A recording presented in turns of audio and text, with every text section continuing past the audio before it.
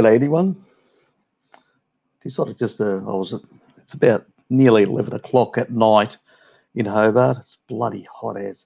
We had really high temperature today, about 39, and oh God, it's just been an absolute shit day in terms of weather. And I decided, well, might as well just get online, test as well the audio, how that's coming across and all. Might as well just get online.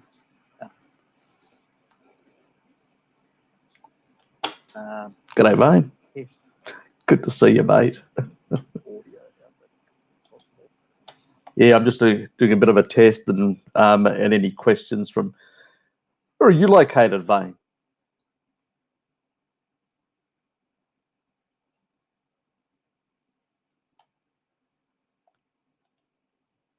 Where are you located, mate?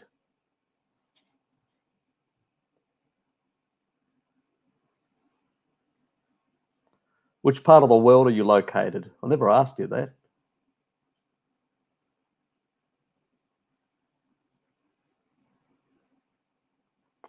I have no idea what time it is around the world, so this is just sort of an impromptu, whether anybody wants to ask any questions, gossip, something along those lines. It's just too hot to actually sleep.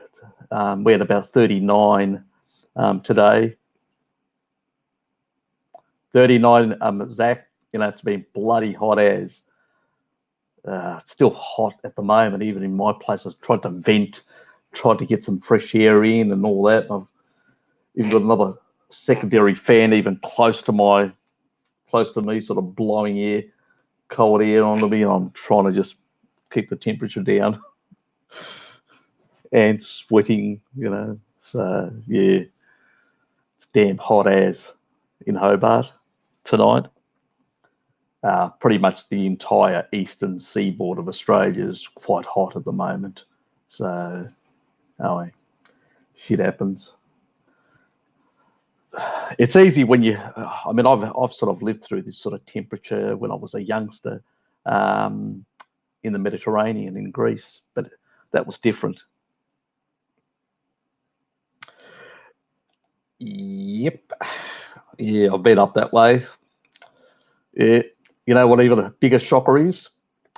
Try Darwin. Now that's a shocker. You've got, that's probably one of those places where you get really high temperatures at the same time as really excessively high levels of humidity sometimes, and it just basically drains all the energy out of you. So it's even, Cairns, Townsville, yeah, that pretty much, I agree. But yeah, pretty much, mate. Pretty much. He's at his house. He won't tell us where exactly his house is, in which part of the world it is. So maybe he's hiding from people. Don't blame him sometimes. Some nasty, out of control vegans out there. You want to, guys, want to ask any questions about any of the stuff that's been happening lately?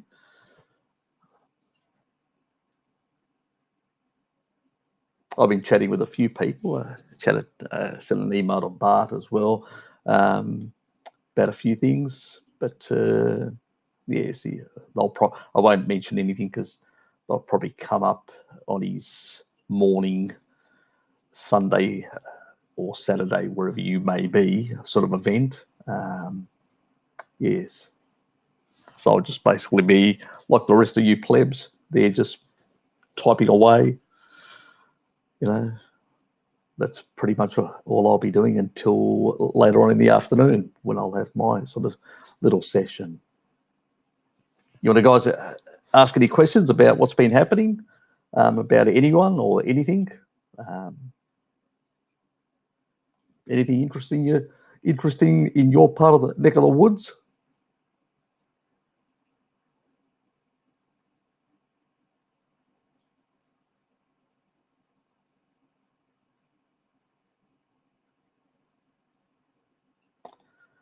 Well, it's just been warm. That's about it. I've been, went for a bit of a walk around the place, bloody hot as, sort of then decided to go back home, sort of just had a bit of a cold shower earlier today. I probably should have another one before I go to bed, just to cool off.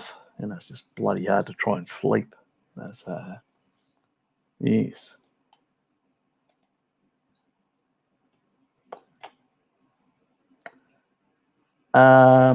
Which guy? Is that the guy that actually was talking about the Homer IR information? Or is it someone else? Has she done another interview that I've missed?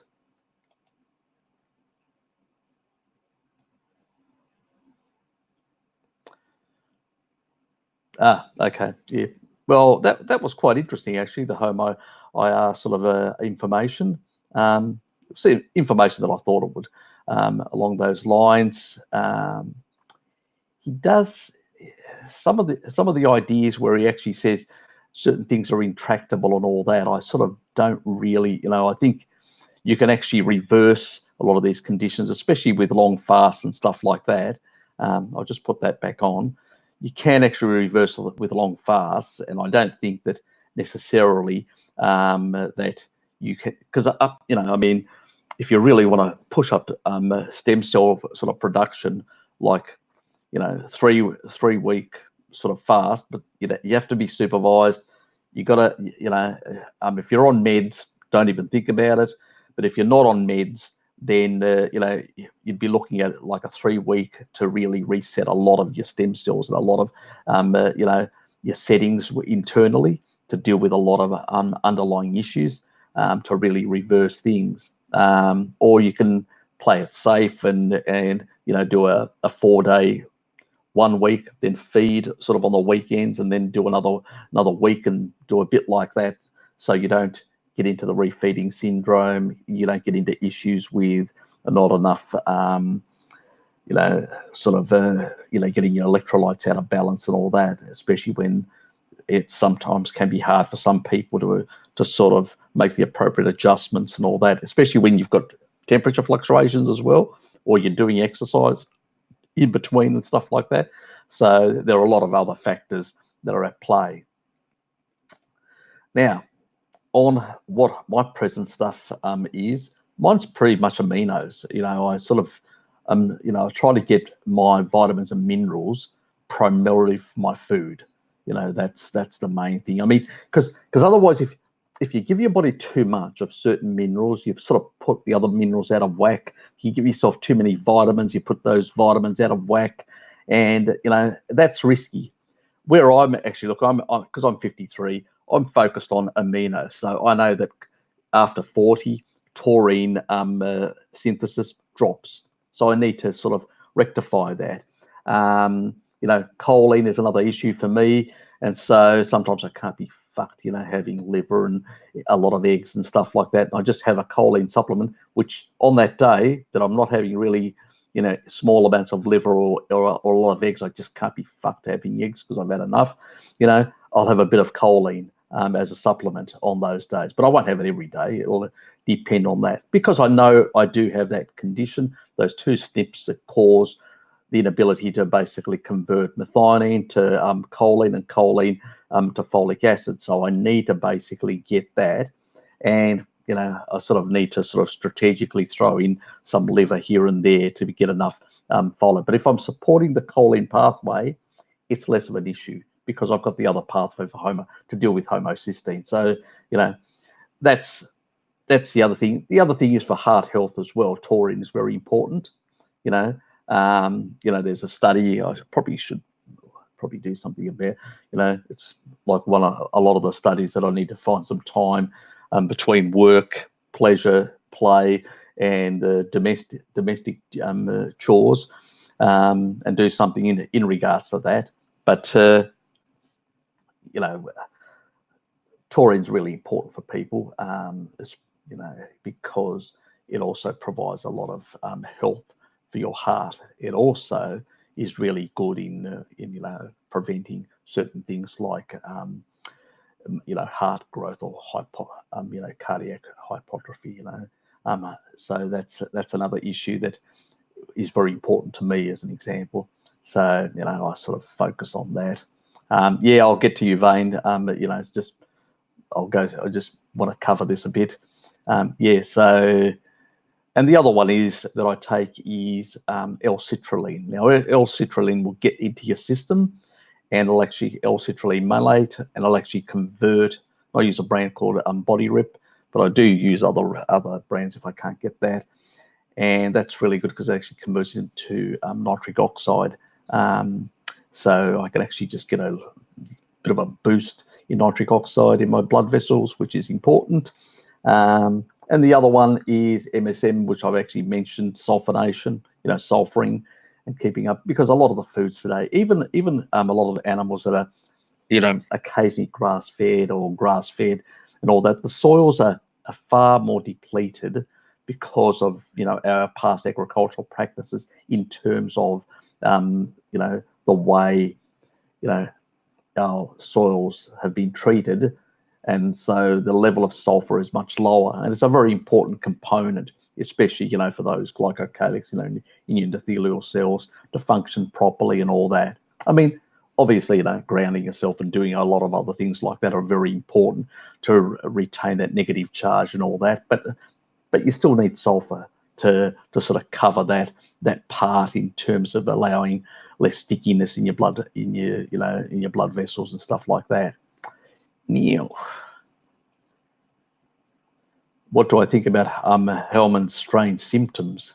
He blames the carnivore diet. Well, I don't think it's the carnivore diet. There's plenty of people out there that are on carnivore diets for multiple years. I mean, the Eskimos, multiple generations, and many other populations. Look, I really don't know exactly what his circumstances are. I tried to tell him to go to the hospital and find out. He seems to have some pain, but I don't know exactly where the pain, didn't explain. I actually asked him, tried to get out of him exactly where the pain is. I mean, when you consider the pain, if it's right under your rib cage in that location, it could be your gallbladder. And sometimes with gallbladder dysfunction, you can get like constipation, diarrhea, all these sort of things, and bile malabsorption, and you know, problems of that sort, and a lot of pain in that area. And with your you know, so that's put, and you'd find out if you went to, they checked you out at the hospital, you'd find out that certain liver enzymes are up and stuff like that. You know, so you would have to find out exactly what your circumstances are. And I mean, there are nutraceuticals. I mean, you can use milk thistle, you can use choline to export any fat that may have built up. You know, there's a lot of things, you know, he may have similar SNPs to me and have an issue that he hasn't actually rectified, and actually has caused more issues for him. I don't know. He could have oxalate dumping. You know, I don't know, because if it's further down, somewhere in between your bladder and your, you know, the bottom of your rib cage, then it's probably your kidney. And if it's a kidney, is it an infection? I mean, infections can be dangerous. I mean, you know, I mean, infections can range to different things, even becoming septic. You know, so I don't, and that's when your, you know, your level of, you know, that's like you can actually have problems with the level of blood glucose dropping very rapidly, and also the amount of red blood cells can be affected and stuff like that. So there can be other complications. I have no idea what his condition is. That's why I said to him, you know, we can't sit around on social media and basically sit around trying to, you know, talk about and try to diagnose. You need to test. And that's why I said, go to the damn hospital and get yourself tested. You know, he went there. They sort of just, you know, they probably said, oh, yeah, he's, you know, doing something stupid, you know, young kid, you know, take this, rehydrate him, gave him a bit of glucose, and they sent him home. But his condition may not be there. And there are other complications where gluconeogenesis can actually be impeded from certain medication or certain drugs. I don't know what he's taking, no idea. So if he's impeding gluconeogenesis, you know, and he's not getting enough glucose in the diet, that could be pushing the numbers down as well. You know, so I've got no idea what he's doing. So, you know, that's why he needs to basically go and see someone. So I don't know what's happening. I mean, I just noticed that he literally removed something like a couple of months worth of material off his website, you know. So yeah, sort of gone off the reservation, it seems like it. But he's not thinking straight, and he's not basically trying to work out what's actually happened or what's happening to him. So I've got no idea. I hope he's well. That I try to communicate with him, but he doesn't seem to, be responsive or whatever. He may be in the hospital. I don't know what his condition is. I've got no idea. All I've got is an email, but I don't have any other contact details, no phone number, or anything like that. I did send a message to Bart. He said he'll see if he can try and contact him and find out what's actually happening. You guys can ask Bart when he has his sort of, I think on Sunday morning, New Zealand time. So yeah, don't know, guys. Honestly, if I did, I'll let you know. Yeah, I just hope he's well in that regard.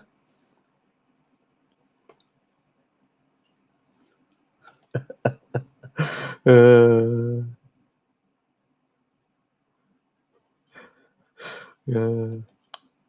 anyway, what's Zach asking?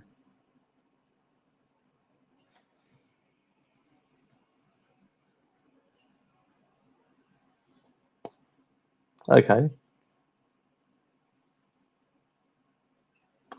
Look, I tend to go on the circadian rhythm type, because your liver, your kidneys, especially your liver. Let's be quite clear about it. Your liver actually works on a circadian rhythm.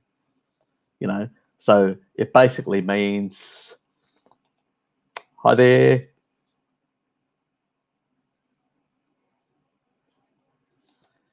Yeah, yeah. Your liver actually works, pretty much on the circadian rhythm. So it's. I think I've mentioned it in past chats with Bart about how important, sort of a lot of traditional societies and also even agricultural societies, they used to go very early in the morning, like my auntie, mum's older sister, when they were on the land, and they would go down to the farm, they'd work the land, and then they would come in mid morning, so about 10:30, 11 o'clock, and it's really that's when they broke their fast, so that's the normal thing. Or people would go out hunting and probably get themselves a kill or collect certain other vegetation if they weren't as successful. The hunting and gathering sort of approach. Less optimal food, but still you need food, especially when calories are very fine. It's not as if you've got a supermarket. You try to maximize everything you can in those sort of circumstances, but at the same time, those people would have that until the afternoon or early evening. That would be the window that most populations would be eating in. The other thing you have to remember is by 7, 8 o'clock, you don't have a lot of lighting, So you've got probably about so 6 o'clock would be a normal time that you would the sun would go down, So you'd basically it'd be the end of the day, and you'd be going into darkness, and you also have a shift from blue light to red light, and so that sends a signal saying get ready for in a couple of hours to get to sleep and all that. So you're already sort of relaxing, you're sort of chilling out, and that's what really the body starts saying, okay, we've had enough, you've had enough food, we're chilling out, we're getting ready to push up our melatonin and sort of get ourselves ready in the next couple of hours to get to sleep. And that's really, people would be around the campfire talking, about the day, how they hunted or whatever, what they did. And then they'd get to sleep because you didn't have a lot of energy to spend in terms of, because you had lighting, you had, candlelight, or you had, lanterns or whatever. That's expensive. You can only stay up for a certain amount of hours. So people would go to bed, by 8 to, about 9 o'clock, or not between 9 and 10. They wouldn't stay up for too long. And so, I would say that the majority of eating really would happen within that midday to early evening. That's really the period where you need to sort of maximize. So that 16.8 is sort of like what most populations around the world did for, for as long as, for nearly as long as humanity's existed. I mean, sometimes it would be less, sometimes it'd be, famine, or they wouldn't have any food for days, but in general, when they had access, that would be the sort of thing that they would actually shift between and all that,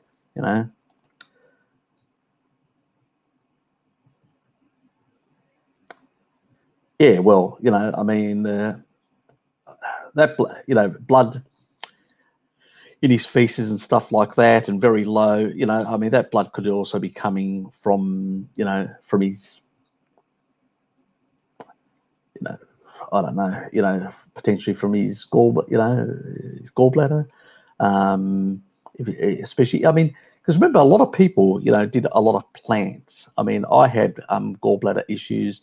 I also had kidney stone issues from a lot of vegetation that I did in the past. So, I mean, just because you go to the carnivore diet, it may resolve a lot of gut issues and a lot of other issues and a lot of the hunger issues and a lot of those sort of issues. But, you could have still potentially caused yourself a lot of oxalate toxicity, like I did, and it took me a while with a bit of a protocol of citric acid, and then later on sort of shifted to lemon juice and stuff like that. And, I had cases where I was hospitalized 3 times. Twice surgery was required to remove the kidney stones, and once not.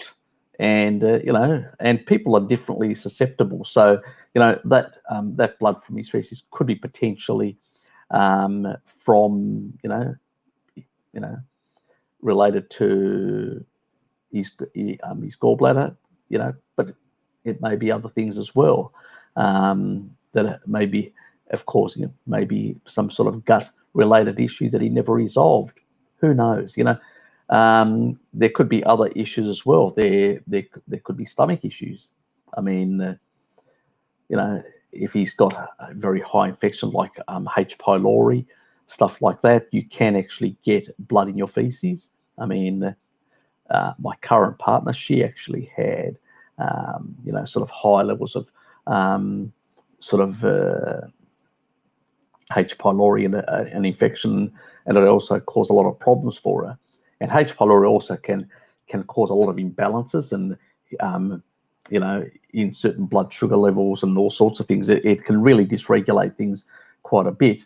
So, as I said, unless you test, we can speculate on a lot of these things. But I've always said to people that you want to really eliminate most of your stomach and gut and those sort of issues, focus on the acidity. Fix the acidity of your stomach. Usually everything else resolves. SIBO, the whole lot resolves, because you'll flush out all that with that additional acidity. Our stomachs are not accidentally at 1.5, a pH of 1.5, they're there because they're designed to be at those sort of levels. And if they're not at those levels because inappropriate diets and other things that we've done to change those. And I mean, I don't know. I hear certain people going, use baking soda, use that. If you've got a H. pylori, a low-grade infection of H. pylori, and then you use baking soda and you increase the pH, what can happen is you can actually provide an environment where that H. pylori can take a foothold and start growing and inhibiting acidity in the stomach and really causing issues in the stomach, and and little holes in the stomach and all that, which can cause bleeding and all that sort of stuff. So can't really say exactly what all the complications and the issues that may be affecting him. Sometimes people can misdiagnose themselves. There could be all sorts of issues. So, as I said, he needs to get himself checked out, needs to find out exactly what's happening. It's not, in that regard.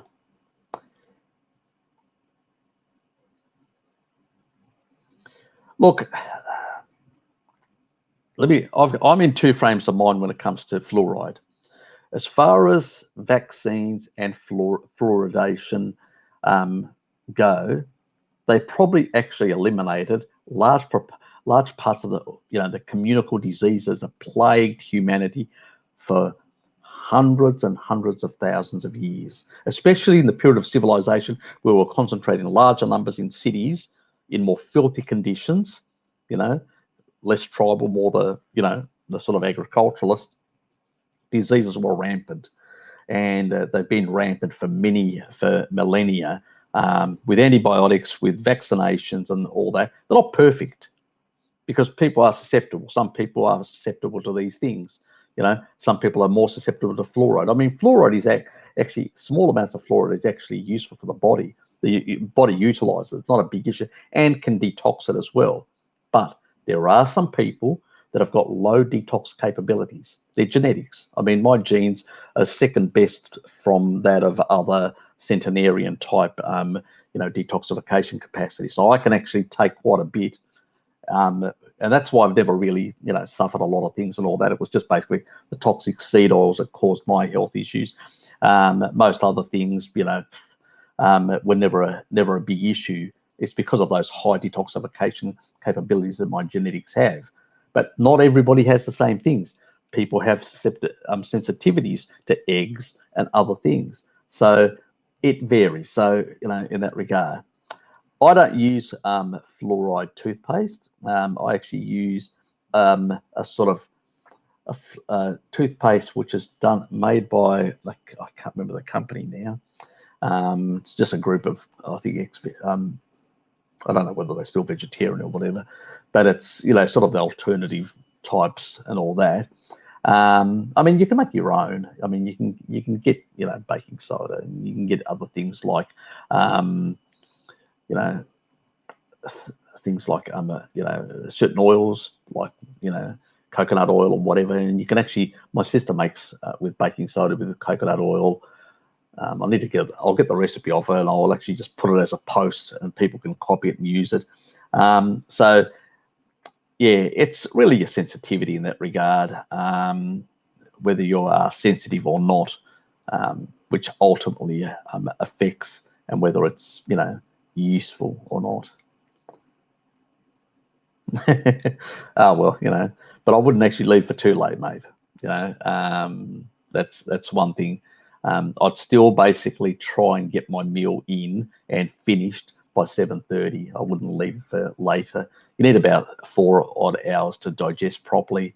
I mean, some people can digest a bit faster and all that, but really you want to be going on a fairly close to an empty stomach. You'll get better sleep, which is very important for your health.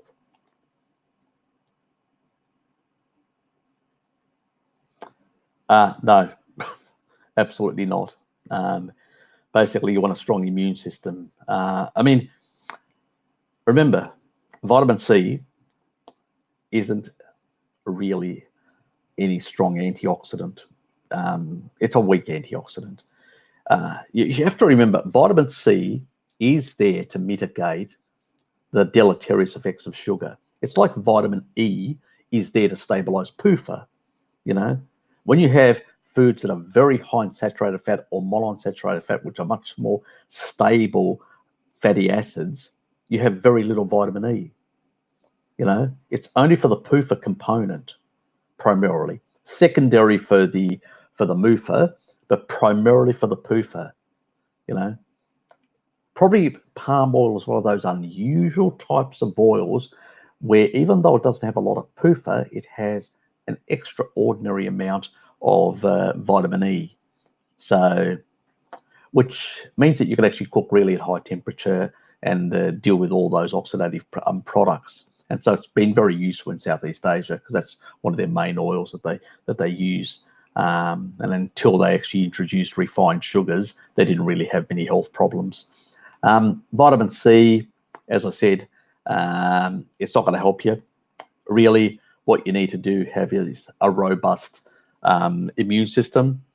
Actually, being slightly ketotic is probably very helpful in actually improving sort of those, upregulating those components that basically can fight disease and infections. Usually in a ketotic state, infections find it very hard. They actually find it more enjoyable in a sugar-rich environment rather than in a fat-rich environment. So, so it's probably a better strategy. If you're on a species-appropriate diet, you're going to be much, healthier.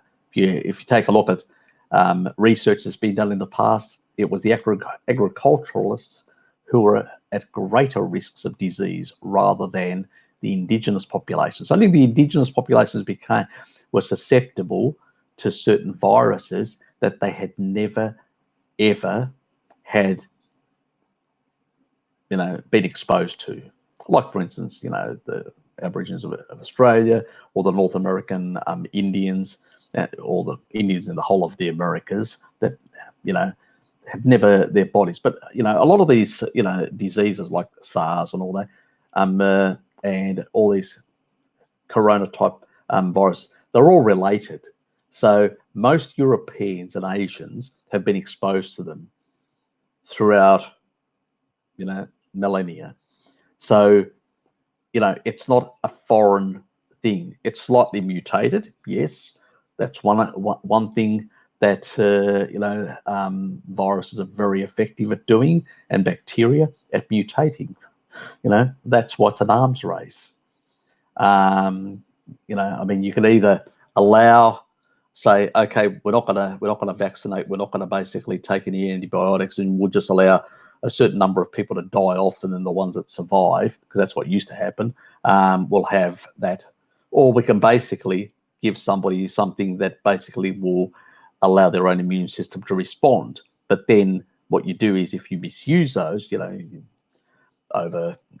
misuse antibiotics and all that, you're going to get resistance, and then it's a continuous arms race. The lucky thing is we live at a time where we've got technology and money, and we're able to keep up with the arms race, and we've kept at bay those traditional pathogens that would have knocked us out for 6.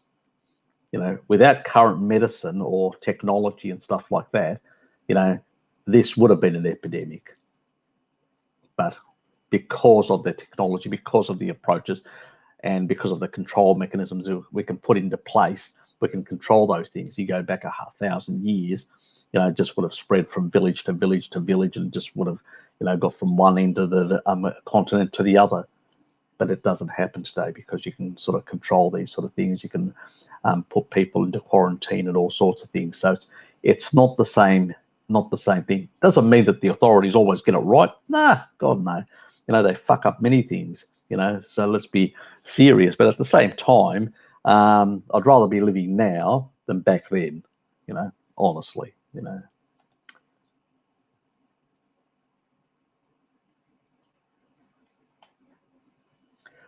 I've heard something similar.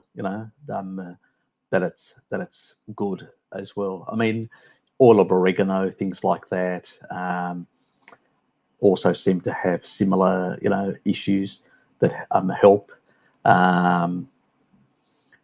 Yeah, but as I said, try and get the acidity.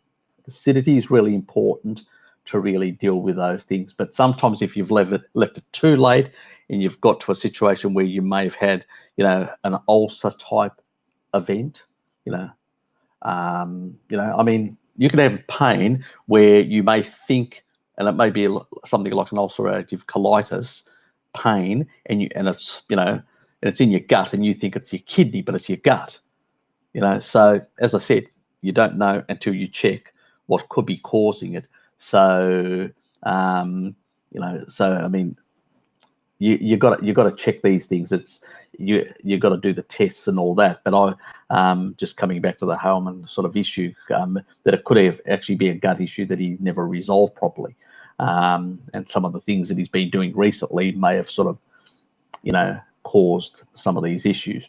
Hard to say, So, yep, that can happen. That can be an issue. That's true. Some people say, well, use apple cider vinegar, combination of apple cider vinegar together as a short-term solution together with sort of a salt. I know that some people have tried, but if you're going to try this, do it at home. Stay at home. Don't go anywhere. Like a salt flush, and yes, you will end up on the toilet, but that could help as well. But if it's a severe infection, like a H. pylori infection, yes, antibiotics may be your only, and I think you actually have to take two types of antibiotics to deal with it. So yes, does it stuff up your gut microbiome? Yes. What do you do then? Well, you take probiotics right after. So you finish the course of antibiotics to deal with the H. pylori, bring it under control, and then you take, the sort of lactobacillus types and all that. So you have to combine the two a bit after in order to avoid SIBO, in order to avoid things like candida and things like that. It's not an easy way to resolve these things. It's always a bloody hassle, that you have to be, ready to take the next step because you want to avoid, other things getting a foothold. But, if you, there are,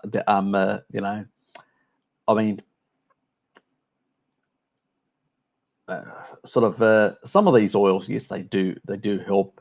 But at the end of the day, if you need to get your acidity down, and what H. pylori does is it inhibits that whole thing. It actually actively inhibits, the ability for the stomach to acidify itself sufficiently, and that can create also malabsorption of nutrients and stuff like that. So that can be a problem. Long-term sort of issues with H. pylori can be a problem if they're not resolved. So I usually say, well, it's better to nip it in the bud, sort it out, and then sort of put back, that sort of supportive probiotics and use kefir and stuff like that. Remember also, as long as you've got an appendix, that's where your microbiome actually resides. So whatever microbiome you had at the time you were born, it's in your appendix. So that will actually help, but it takes a time to actually get back, and you don't want candida or anything else or any pathogenic type things getting a foothold. That's why once you've actually dealt with the H. pylori, you basically then start trying to repopulate back good bacteria, beneficial bacteria, and you eat foods appropriately. You avoid sugars, and I mean even dairy. And I love dairy, but you cut out dairy, you go really hard, and you basically try and keep the acidity level at a much lower level. Use extra salt on your meat and stuff like that in order to basically get, you also give your stomach a bit of a rest. So you go for something like ground meat, which is softer, easier to digest. So rather than, big steaks and stuff like that, ground meat's probably better, bone broths and stuff like that, as you're healing, as you're sort of improving, because it takes a bit of time.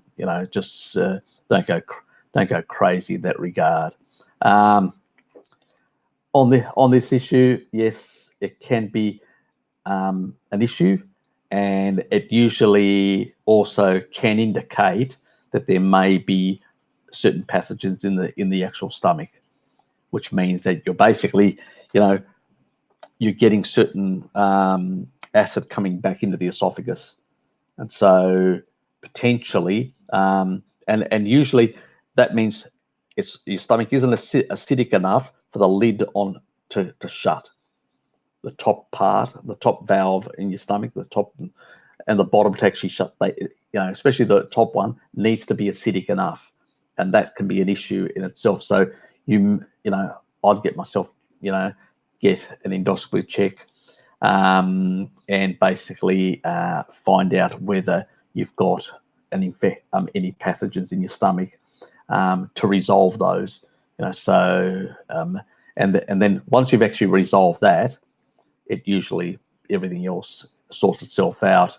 It's much easier to acidify your stomach and then get that all working properly. And you may need to take betaine for a certain period of time once you resolve the pathogen in the stomach, then certain betaine, because that gets recycled through your body and reused, and sort of you need to get your levels back up So that takes it, and so taking those sort of supplements can help improve the whole system and get it going, and then the body will naturally, with appropriate foods, which is species appropriate foods, that will maintain that lower acidity and will function much better.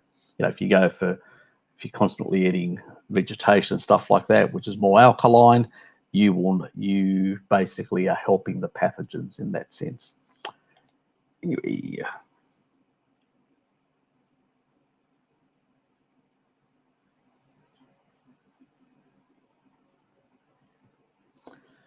Well, meat, has sulfur amino acids. So organ meats even have more. So if you're having a species appropriate diet, you will get enough. But because we've been depleted for so many years and all that, I've supplemented with MSM, and I occasionally still do and that's because I'm also dealing with underlying, cardiovascular issues that I'm slowly resolving and healing, and I need those additional supplementations. And that's the only reason. But if somebody's healthy and young, probably the sulfur that they're getting from the food, if they do a small period, a couple of months supplementation, and then just stick to foods which are sulfur rich, usually won't have any problems. You'll be fine.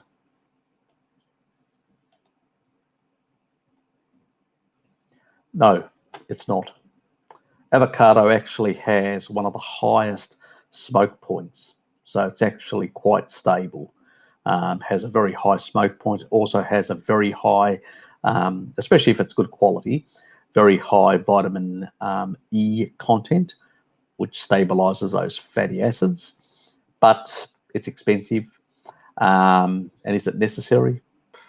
Not really. I'd go for tallow or something like that, which has got a whole lot of fat soluble vitamins, so you're going to get more benefit.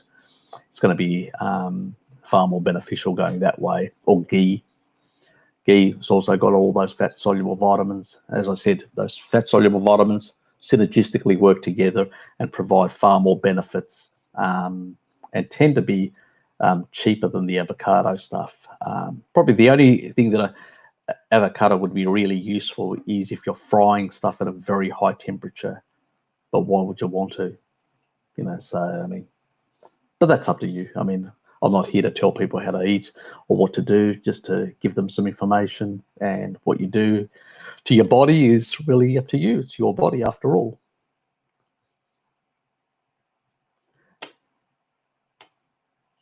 Yes, it does. So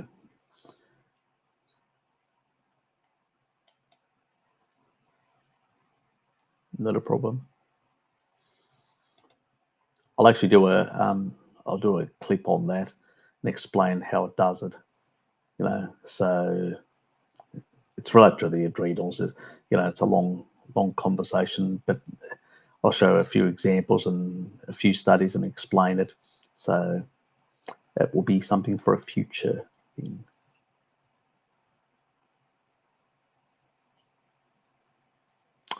Yep. Look, glutathione is really good. I usually say to people, take a liposomal form. I don't know whether you're taking a liposomal form. That's probably going to be much better for you, especially to get past the blood-brain barrier and stuff like that. But yeah, it can be quite useful in that regard. Usually, if you don't want to take, let's say, people say, well, I don't want to buy all these supplements. Well, if you're in a ketotic state or low carb state, or you're fasting, you will, upregulate glutathione. When insulin is low, glutathione is usually high. But then again, there are cases where people have a high HOMO-IR because they're insulin resistant. And so, yep, in those sort of circumstances, if you're trying to resolve these sort of issues, yes. Another thing that actually helps with organ with organs and organ damage is allopoic acid. So the sort of the natural form, the reduced alpha lipoic acid, and you can get that in a liposomal form as well. And that's a pretty good thing. That will also recycle glutathione, vitamin C, vitamin E, just across the board, all these different vitamins, also coenzyme Q10. So actually, it's like a Swiss Army knife in terms of recycling, which is quite useful. It's like it's got all these.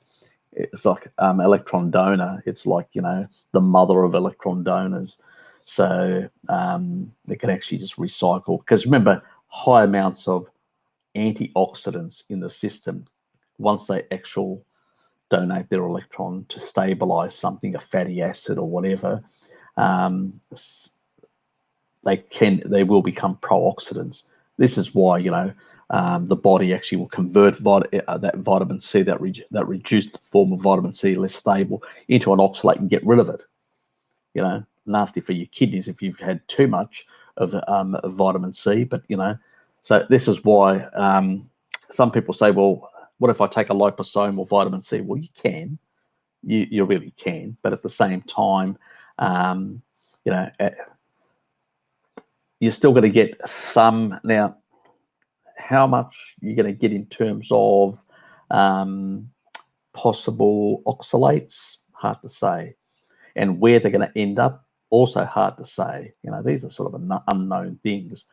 My sort of view is, I wouldn't, and I would rather get most of those vitamins from the body, and then I would use things like allopoic acid in order to, as a master recycler in that regard.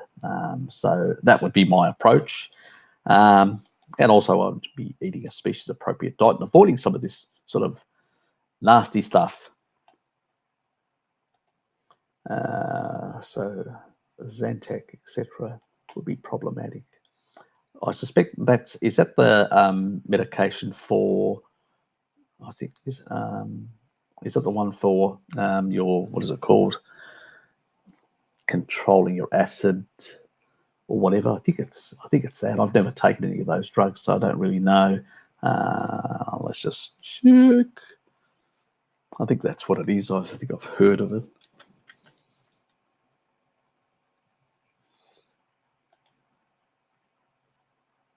Acid reflux one.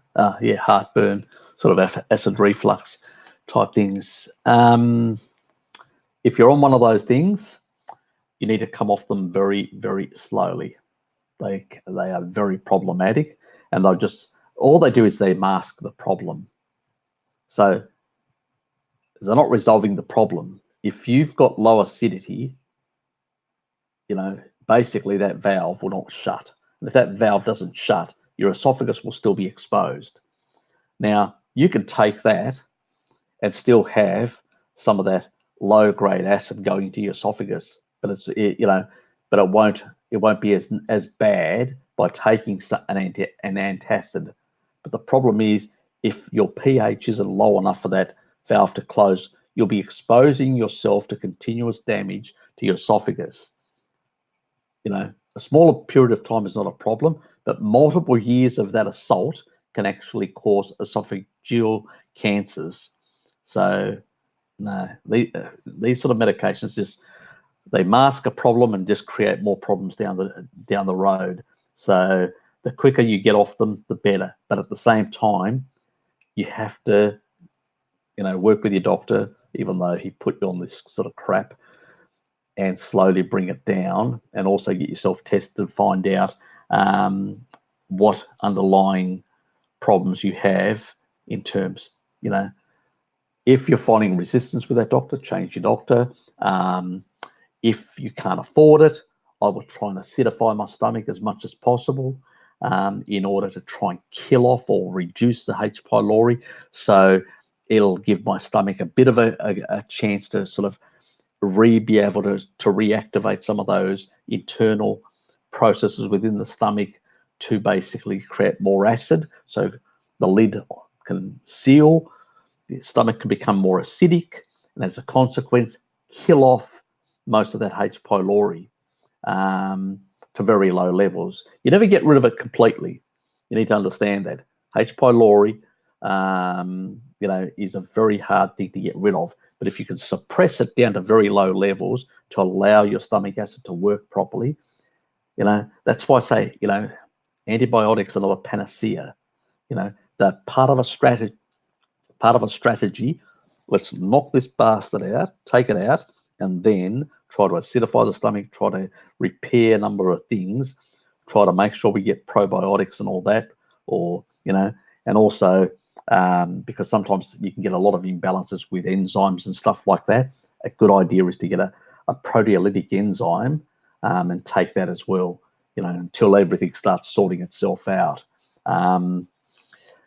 It's never an easy path back to health, unfortunately.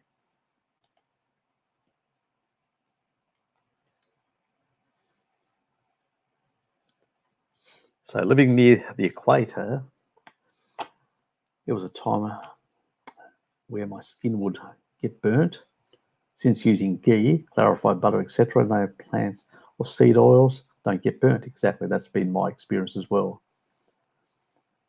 Fundamentally, seed oils will incorporate into your tissue, and as a consequence will make you more vulnerable to burning.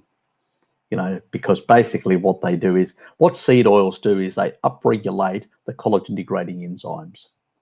So they proliferate those MMPs.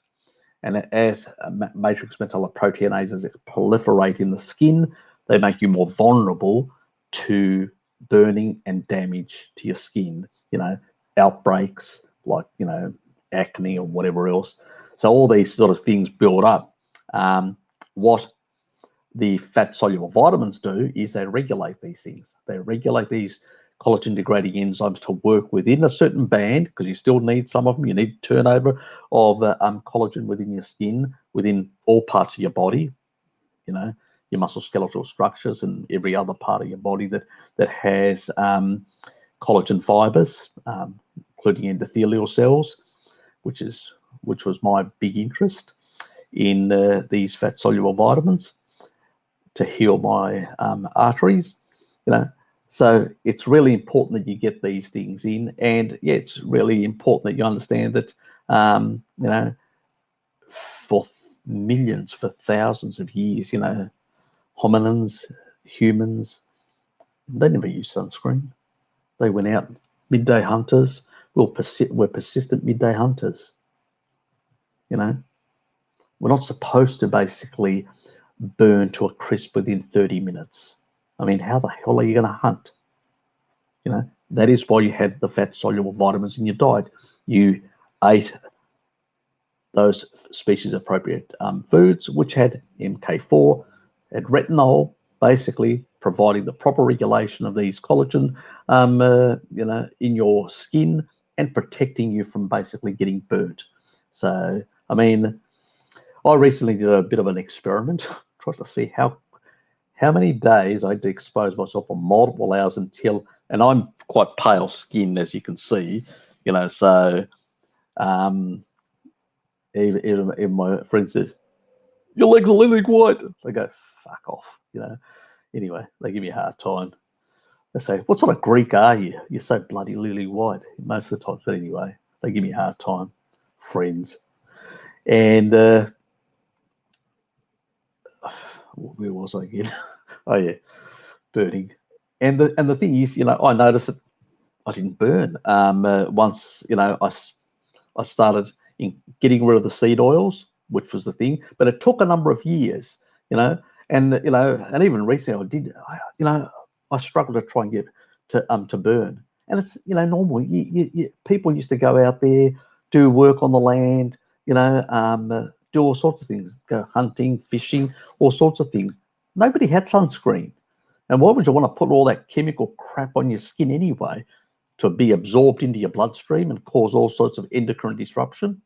No fucking way, So as long as you can keep away from the seed oils, which unfortunately anything in a box has seed oils. So if you're eating anything in a box, you're compromising yourself. Simple as that.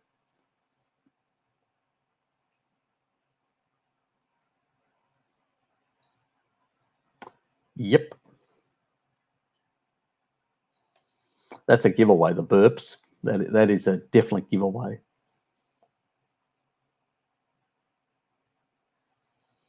Yep.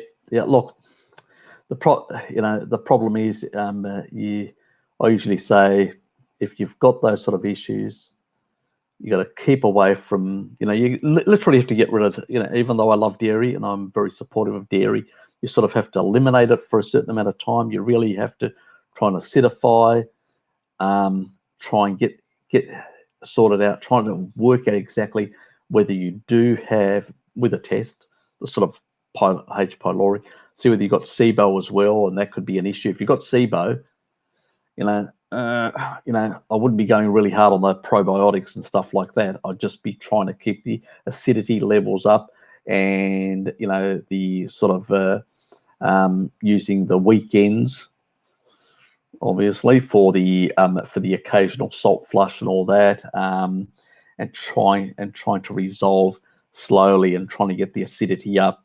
to basically clear out both pathogens right through to the gut system, because that's it's a drawn out, and it's, I don't envy you having to go through it, because I've gone through something similar that took me a number of months to resolve, and let's say it wasn't a happy experience.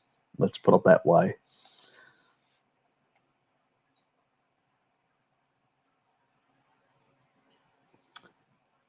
It depends. Some of these things can aggravate. Sometimes it's sort of best to sort of jettison most things and just sort of stick to the sort of things that will create more acidity. Now, coffee creates acidity, so coffee is actually probably fine.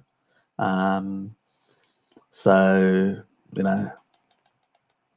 but at the same time, you can aggravate yourself in that regard.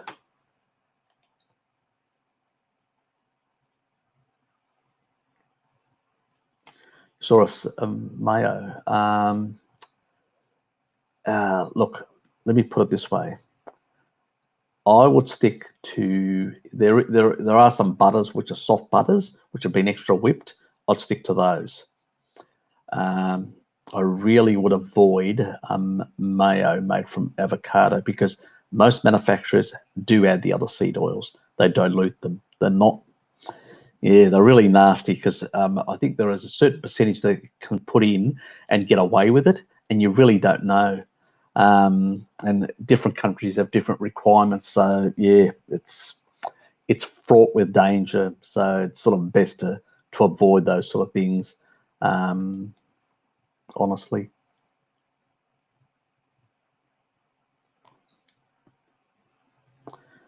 So yep, that's the best fuel to use, Zach. You avoid sort of activating to a high degree the Randall cycle, so very important. Yeah, I mean, it's, probably Bart's talked about it before, and it's just, your mitochondria, if you try to overload them, they're, your mitochondria use different the inner mitochondrial layer, you're pushing through complex 1, you're pushing a lot of that sort of sugar, sort of high energy sort of stuff, and the further down complexes where you're pushing the sort of the fats. And once you try and push too many, you can actually really get like a jamming effect in your mitochondria, and the body's going to go, stop, let's just store this away, for a rainy day. It's just too much, we're overloading the mitochondria. There is a certain level threshold where it's just going, that's what's happening with most people. That's why they feel so lethargically and so weak and all that, is because they're literally just starving for energy, and at the same time just storing away all this energy. It was fine, as primitive humans that didn't have access to a lot of calories, and at the end of sort of the summer and the beginning of the fall, they sort of came across these beautiful areas full of fructose galore. The animals were fattened up through the summer periods and all that, and they just gorged on this high fat, high sugar at the same time, high fructose, and which is still the standard, McDonald's diet or whatever, or any other fast food diet, and you're perfect for sort of fattening yourself up. That's the whole idea, engage the Randall cycle at a very high level and fatten up. It's the perfect method. It's a gradient, but obviously a bit of sugar is not going to cause it. It's a gradient, like anything. It's the amount. It's no different than blood sugar. More blood sugar, problem. Small amounts, not less of an issue, less of a glycating effect on the lipids or on the glycocalyx. They can actually handle small amounts. Too much, and that you're actually affecting that negative charge, and you'll have the glycocalyx collapse, exposing your arteries to damage or potential oxidation. Usually, especially if you're eating seed oils and crap like that, definitely. Yeah, look, it's a good lifestyle. That's the way to do it. Beach, doing things that outdoor type things. Yeah, look, people don't need carbs, right? It's not an essential requirement, macronutrient. I mean, even the USDA actually on their website, essential fatty acids, essential amino acids, there is no essential requirement for carbs in that regard at all.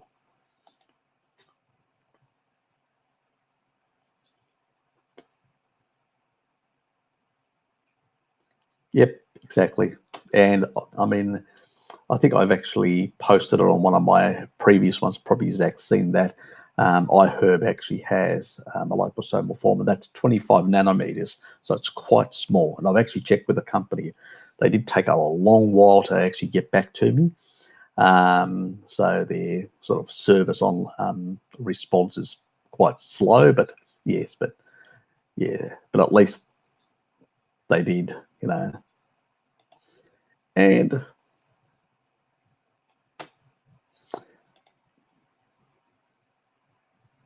yes, that's not good stuff.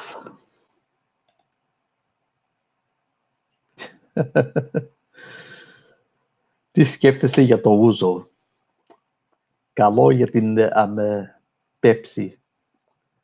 Good for the digestion, or So, what do I think about the ouzo? Thanks, Wayne. Bit of effort there. And Pepsi's sort of digestion is good. To be honest, I don't really know. I'm fucking Greek. I've just lost one of my Greek marks. Look, it probably is. One thing about a lot of the foods that Greeks have is they have these sort of combination, which one sort of negates the other and stuff like that. It's like, they make pies, and even though spinach pies, they just put very small amount of spinach and they pack it in with shitloads, like my father, big container, small amount of spinach, and there's something like 3 liters of milk, 3 liters of cream, a big piece of feta cheese. It's just a dairy bomb. That's all it is, with a bit of spinach in there, which gets bound because of so much calcium in there. So it becomes a non-issue. And there's a lot of foods like that where, organ meats with certain things, the certain types of like foods that balance out the copper to zinc sort of ratios, like especially the sort of seafood side. So you actually can balance those a bit better. Especially squid has a real good copper to, I think the copper to zinc ratio in squid is one of the best when combining squid with muscle meat. It creates a very good profile.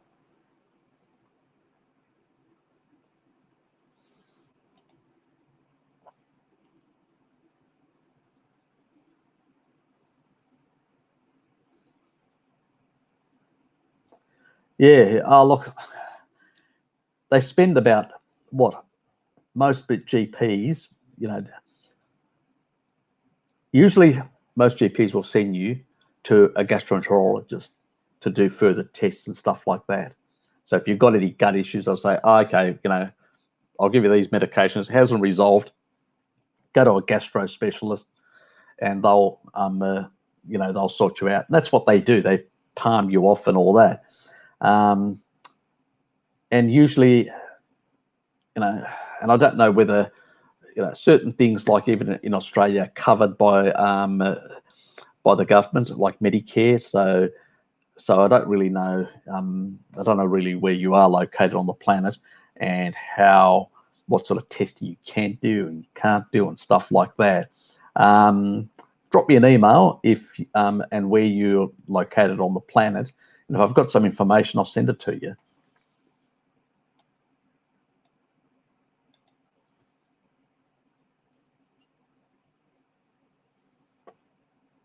He's probably right. He's not on everything right, but he's definitely right about that.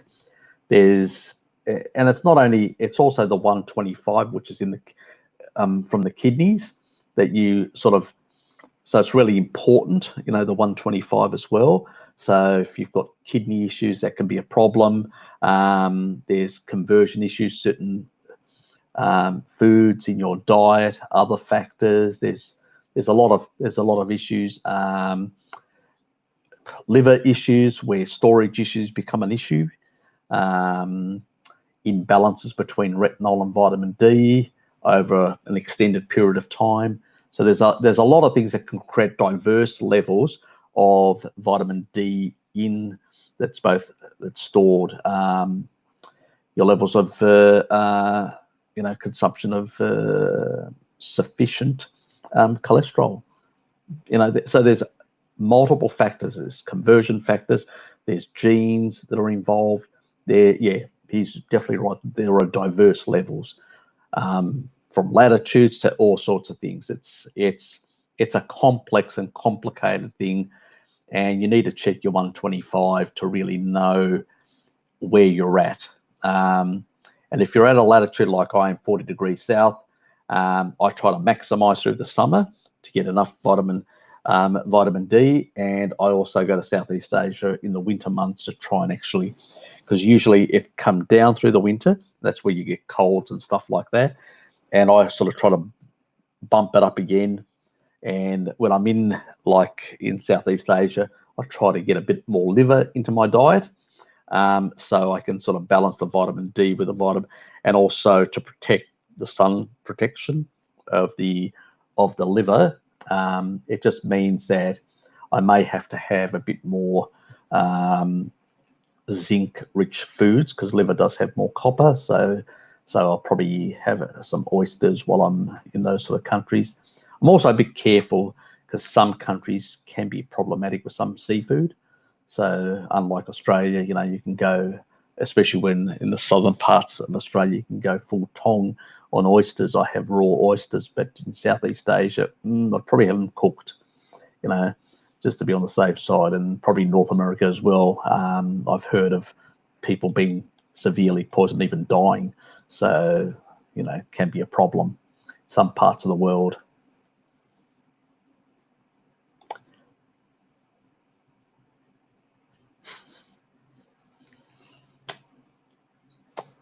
Well, there you go. Good to see you.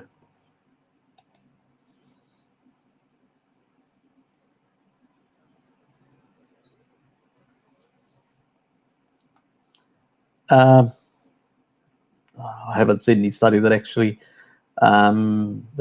shows that. So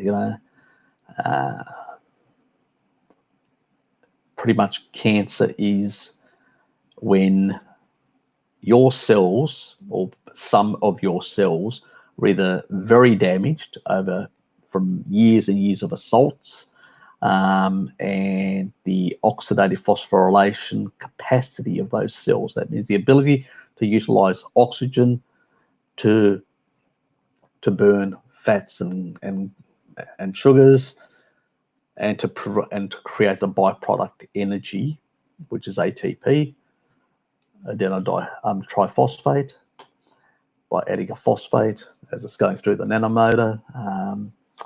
Yeah, well, it's actually ADP and ATP, and you've got the little thing sort of on the membrane, sort of that little engine wobbling in that way as the protons go through, which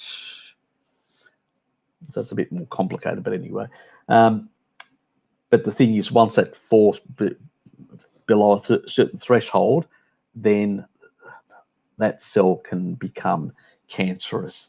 So really, and the way to reverse cancer, in a sense, ketogenic diet, the reason why ketogenic diet or a low sugar diet actually helps is because it changes, if your nanomotors aren't severely damaged, they can sort of repair themselves and get going again and creating energy and get the energy threshold above a certain level, which means that the oncogenes will be downregulated. You won't have eliminated those cancer cells. They'll still be in a sort of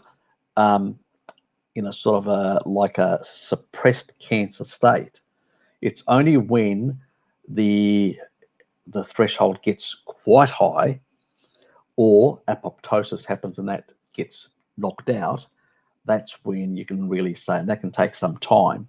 So it's a bit more complicated, but I will actually explain how this sort of happens and deuterium depletion and stuff like that in a future video, because it's a very complicated story, cancer, and it has to do with the types of food you're actually consuming, the amount of neutrons that are in those foods that are affecting the nanomotors, also the types of fats and other foods that you're consuming that have an effect on the integrity of the electron chain.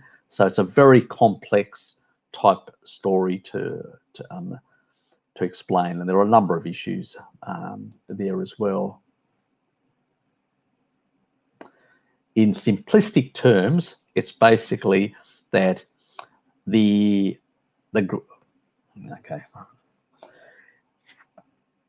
is a gradient of energy that's actually coming through, and we call it a protein gradient, but there's a certain amount of energy that's in the bloodstream that's trying to get into the cells. And so I'm keeping it really simplistic and really simply.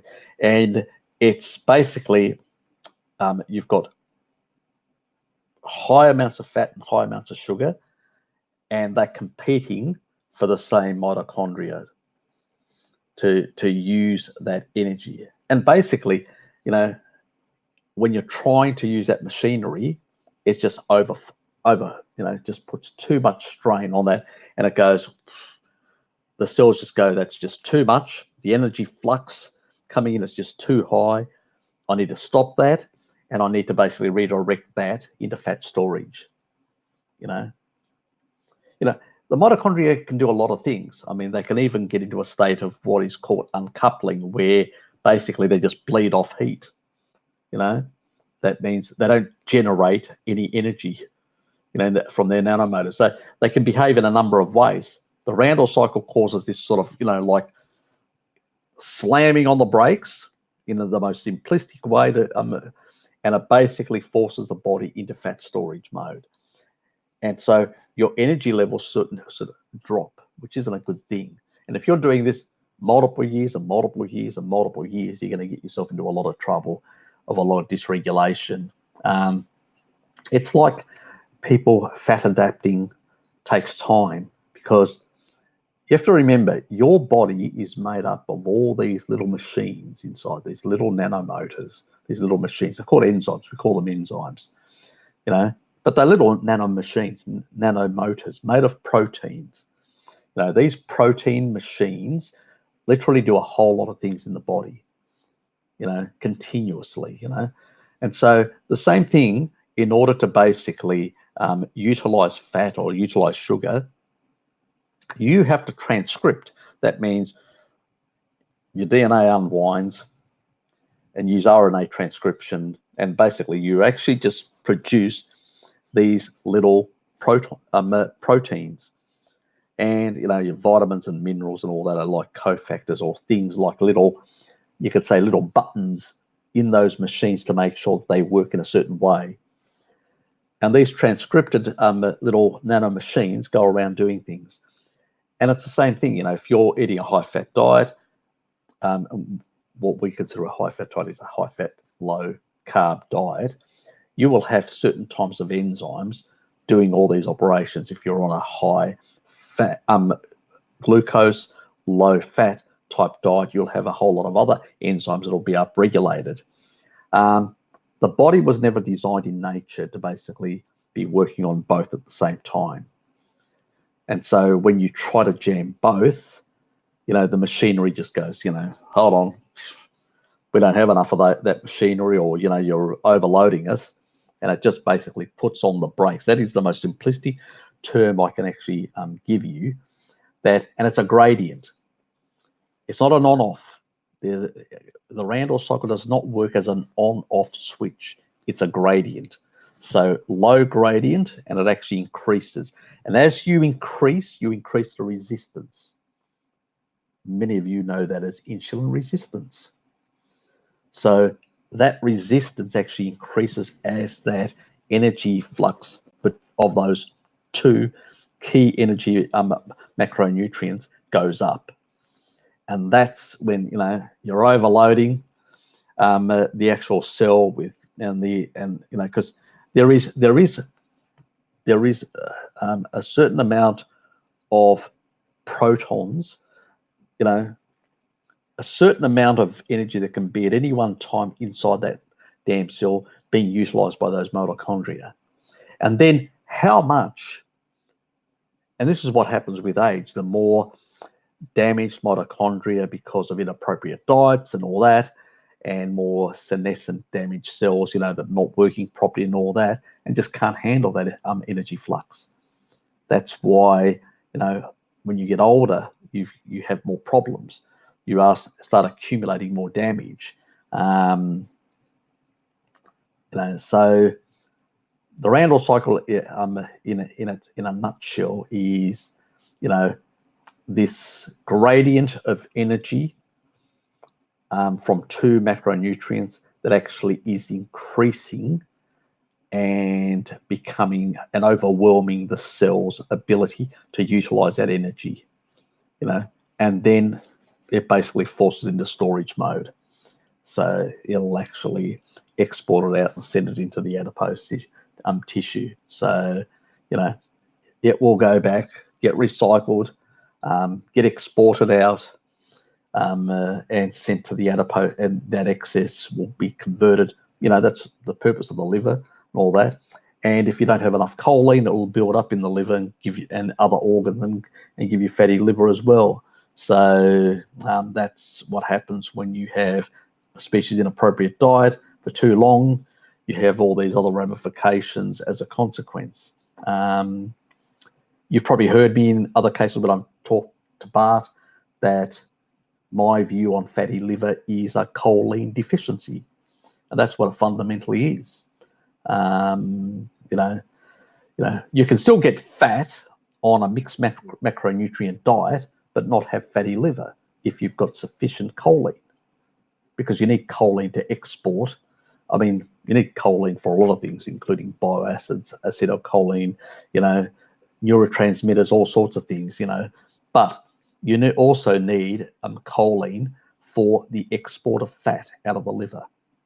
So very important.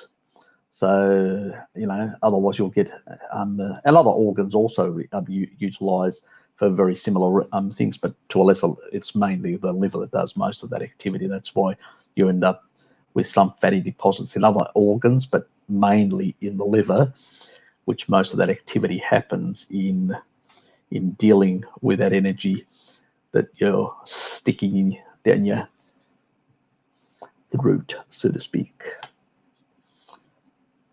I hope that was clear or not too complicated. I'm trying to keep these things as less complicated as possible, but sometimes it's a bit hard. I just lost my spot.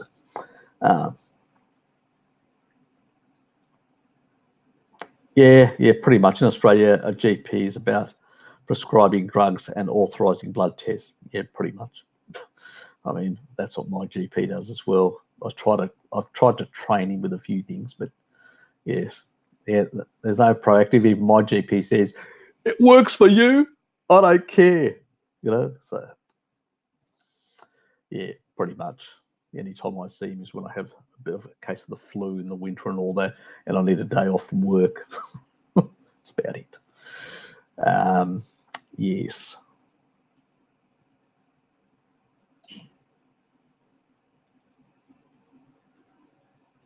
that's true, but it's full of oxalates. You've got to put extra dairy in it. It's simple as that. You know, it's since I've been more carnivorous, I haven't had it for ages. It's been now. What is it now? Last time I had it, uh, probably about 15 months ago or whatever. Had a bit, and then I felt guilty, and then I gave it to my sister. She's doing keto, but she was doing carnivore this month. I don't know whether she's going to continue it. She usually goes back to low carb, but that's her. Well, that's what this whole thing, UK, Euro, Australasia. I was trying to get some of the UK people and people in other parts of Europe, because it's really hard to get a lot of people in those parts because they're usually asleep at those early hours. Like one of the guys when I was doing, not last week, the week before, was in Finland, and it was early hours in the morning, and I just told him, go to bed. You're just stuffing up circadian rhythm. I did thank him for staying on for some time, but yes, in that regard. Yeah, unfortunately, Zane, a lot of doctors have become drug dealers. They just, it's sort of reactive medicine, as I call it. It's sort of, just a band-aid solution. And, you come in, you check for about 10 minutes and then go away, sort of thing. Yeah, it's not a thing. G'day, mate. Good to see you. Time is it in Canada? Jared, what just put down what time it is in Canada. I've got no idea. Be early hours at cracker, early hours in the morning, wouldn't it be over there now? So, what are you guys? 20 hours? God, yeah, I'm not sure. What? How many hours? You're like a day behind, or is that how it is, or I can't remember exactly. Which means that while it's Friday, well, actually, it's Saturday morning at 12:06 here. It must be probably the same thing for you on a Friday, yeah, morning or late at night, yeah, so to speak.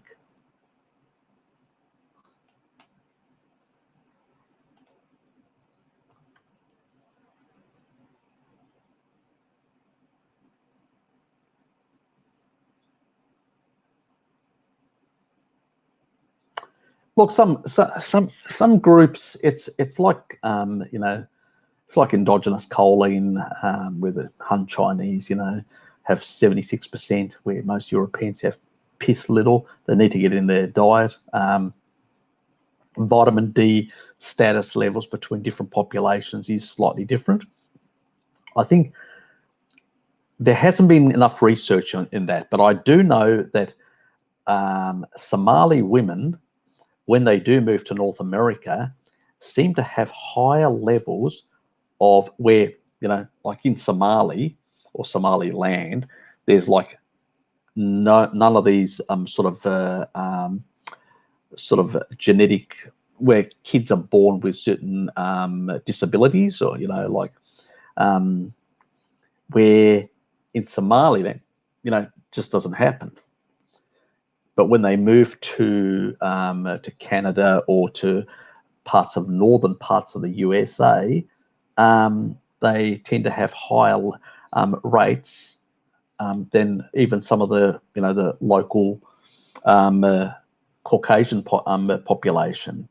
And I suspect there is some differences in terms both probably with the skin ability to absorb and maybe even certain regulation of that. Because if you're in an environment where you're getting, there has to be a balance between retinol and vitamin D. So, one outcompetes the other. So there has to be a certain level of, and so there may be something there. I haven't seen any science, but like a lot of things, there are slight differences in genetics, in that regard. Absolutely not. No diet at all. Let me say this again. No diet at all has ever been proven to provide longevity. None. Zero. Nada. No research, no science, no nothing. Now, while I said that, what diets actually show longevity are diets that are less inflammatory. They tend to be things like the carnivore diet, the keto diet, the low carb diet, the high fat Mediterranean diet, the low glycemic diets of different parts of Asia like Okinawa and stuff like that, where they have only 80% they eat, they are quite physically active, so they have less glycogen stores. All those things have lifestyle components that actually mitigate some of that sugar that they consume. So there's all those factors, but generally speaking, populations that have lower glucose levels or sugar levels glycating their insides tend to live longer, tend to be healthier. But it's not enough just to be on a carnivore diet. Fasting is important. Take a look at the Greeks. 200 days of fasting. Okinawans, until you're 80% full. Fasting is very important. You can't be in an anabolic state continuously. And our ancestors wouldn't have been either. You'd have a couple of days where you didn't get any food and you'd be hunting and then feasting and famine and feast.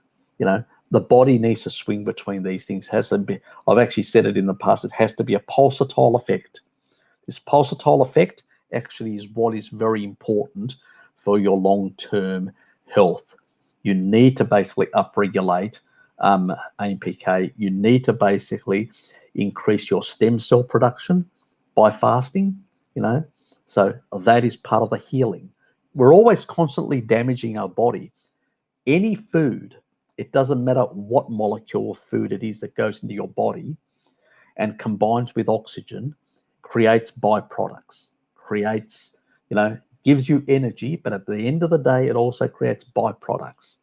And those byproducts build up in your cells.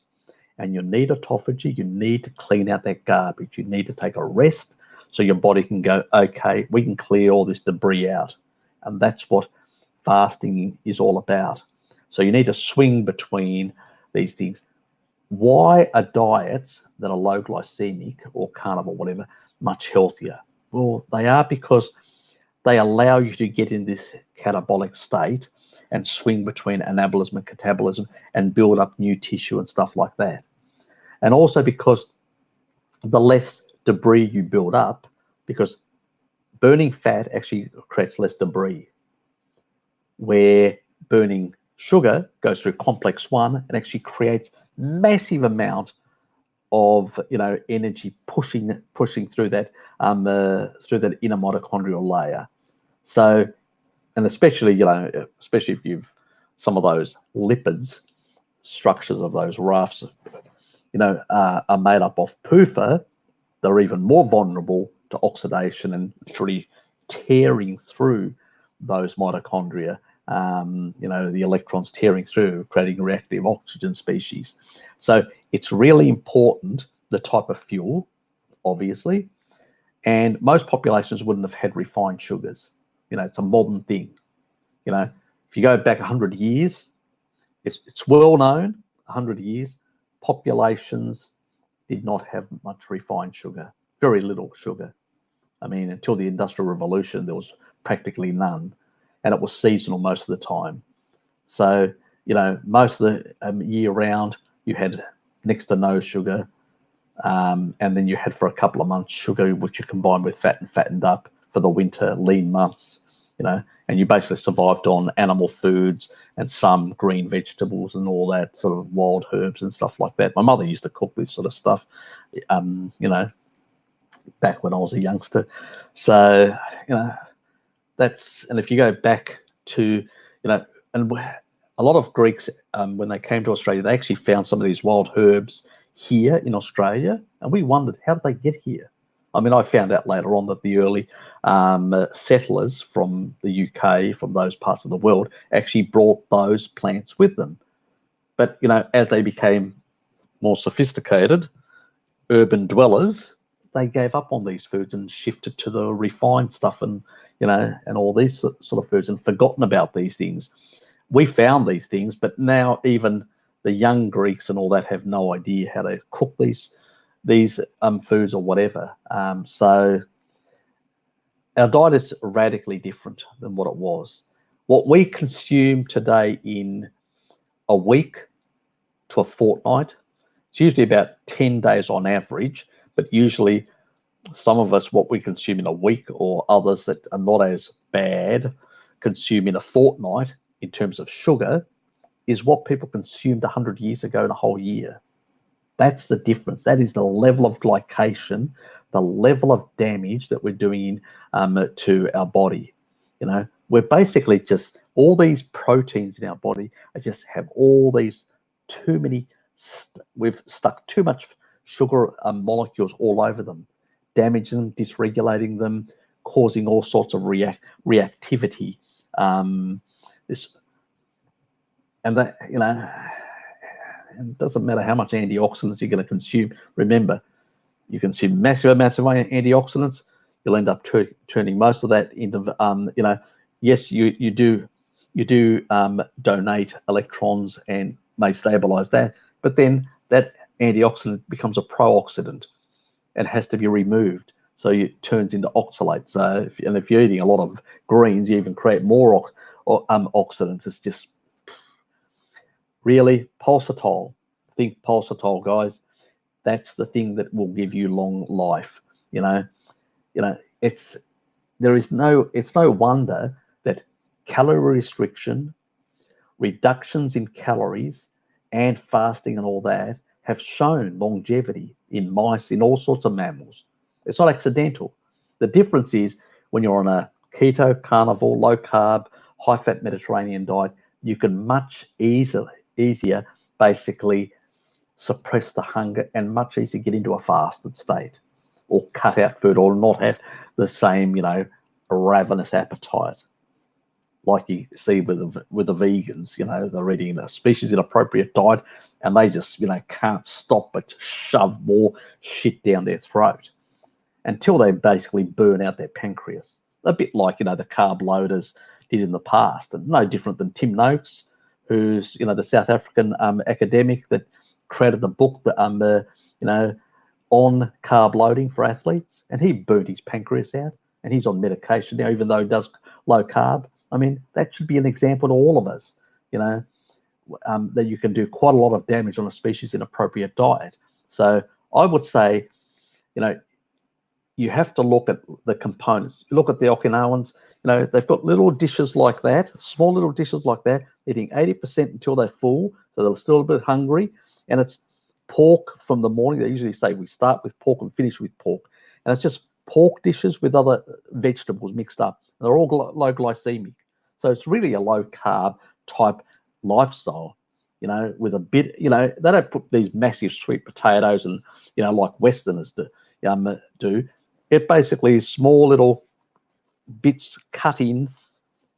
It's like Southeast Asians. I mean, I've been in, as I said, in Asia since I was 18 years of age, and you go and get one of these traditional with a leaf, with two leaves. It's the sort of food, and it's got a bit of rice. And these people are doing a lot of physical work. Remember, a bit of rice, that glycogen just goes like that.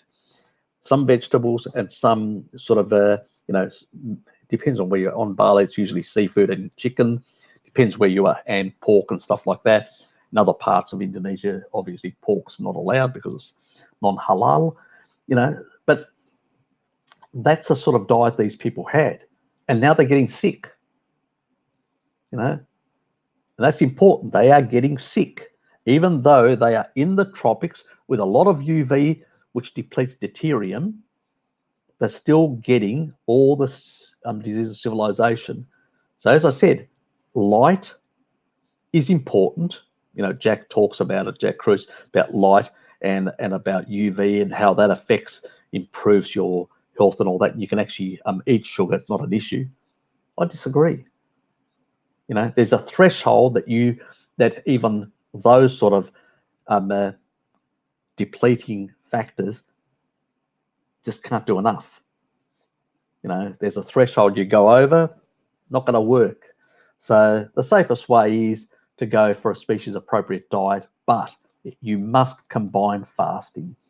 You know, if you sit there basically just having big steaks continuously day in, day out and all that, it's not going to give you longevity. Trust me, it's not going to give you longevity. You need that pulsatile effect. You need to clear out the garbage, then use mTOR, IGF-1 and all that at that lower gradient, which animal foods minus sugar will give you to build new healthy tissue. That's how it should be, not continuously trying to grow. You know, you're not a child. That's what children need to do. That's why even in the Greek Orthodox faith, you're not allowed. Pregnant women and young children are growing. They are not allowed to fast. And that's the right way. You shouldn't fast when you're pregnant or when you're a young child. And that's why those young kids that are on a vegan diet, a catabolic diet, are falling apart. And some of them are even dying, unfortunately. These people are just so brainwashed and they don't understand human physiology. Yeah, it's crazy, the stuff that's happening out there, unfortunately.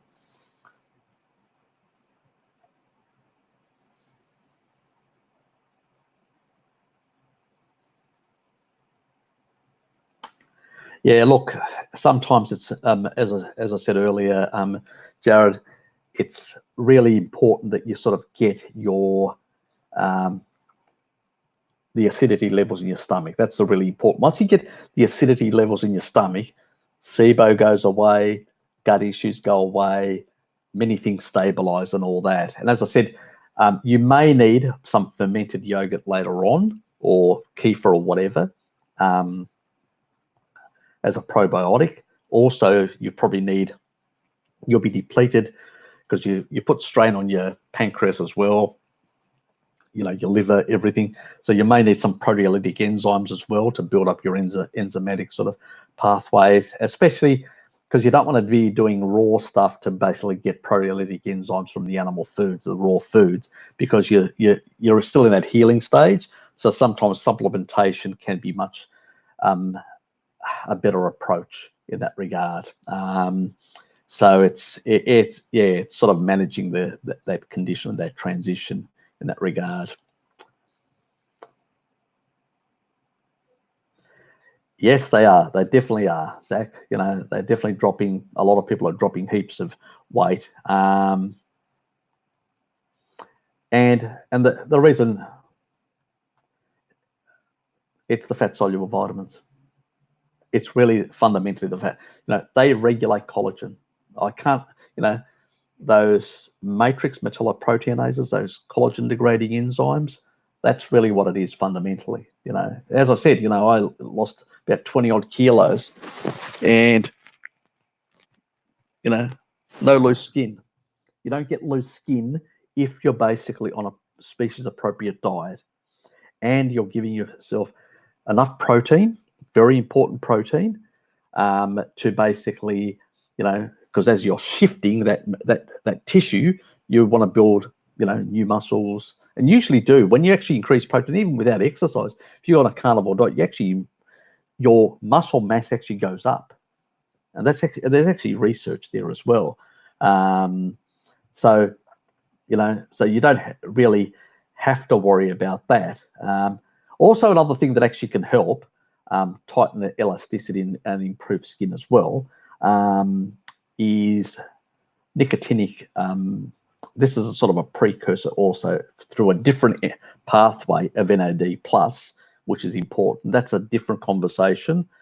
If anybody's on taking NAD precursors, try to limit them. because there are risks with them, but I'll go into it in another video about NAD, how to support that pathway. But the other pathway is a much safer pathway, and that's through nicotinic acid. Small amounts, small doses. You don't want to be taking it continuously, let alone it's very hard to take continuously. You get these hot flushes. That can be quite nasty. Yes, I've had that joy experience about 2 days ago again. But it does help with the skin as well, you know.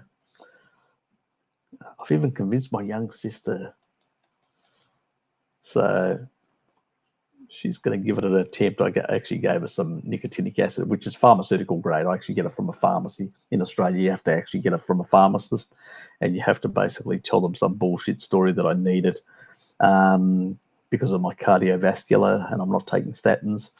So they do give it to you then. But it's also good for your skin. But don't go overboard crazy or anything like that. 250 and stick to that. Don't go too high. But it does help. But have it on a full stomach. Have a good big meal and then have the niacin, because you will still get a bit of a flush. It'll be a very much minor one. On an empty stomach, you'll be on the ground scratching yourself like mad for the next half hour. So, yeah, not an enjoyable. I've done that once. That was actually twice, to be honest. Not a pleasant experience.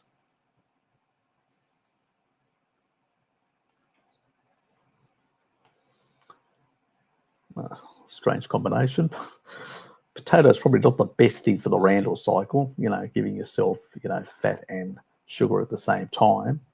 Now, if you've actually exercised, that will convert to glycogen. So,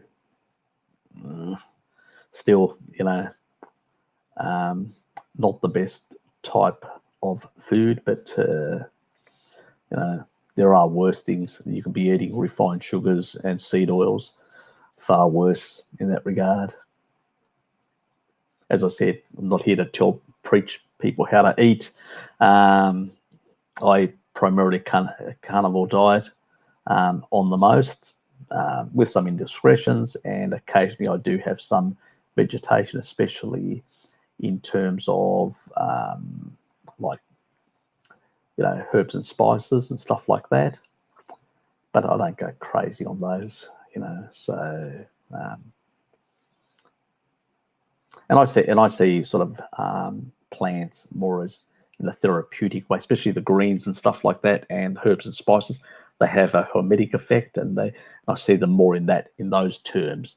But I don't overdo it. I sort of sometimes literally cut back entirely on those, and occasionally I'll throw them in as something that will upregulate glutathione through that hormetic effect. But you don't want too much hormesis. Too much hormesis can be unhealthy as well, like too much fasting or too much of anything.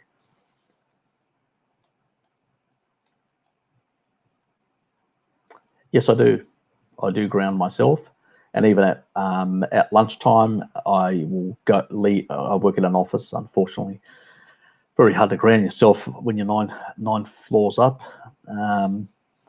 So I do go to a park which is across from my work, and I go to the centre to avoid a lot of the other sort of electrical wiring and stuff like that that's around that area. So it's an area where it's there's a lot of. And then usually I look at the trees as well. If I see sort of the more greener the trees, it means the healthier the trees. It's in a better area. It's grounding itself in better conditions, and so I will ground myself. I'll sit in the sun, especially if it's a warm day. If it's not, and if it's soggy and all that, what I do is nobody's looking, because I found a tap in a certain place. So what I do is I'll take my shoes off and just take my socks off and just put them in, and I'll actually just stand there. And then after that, I'll go wash my feet, put my socks back on, and then go back to work. So on a wet day, so I do things like that. Yeah, it is important. I wish I could do more, but sometimes life is difficult in that regard.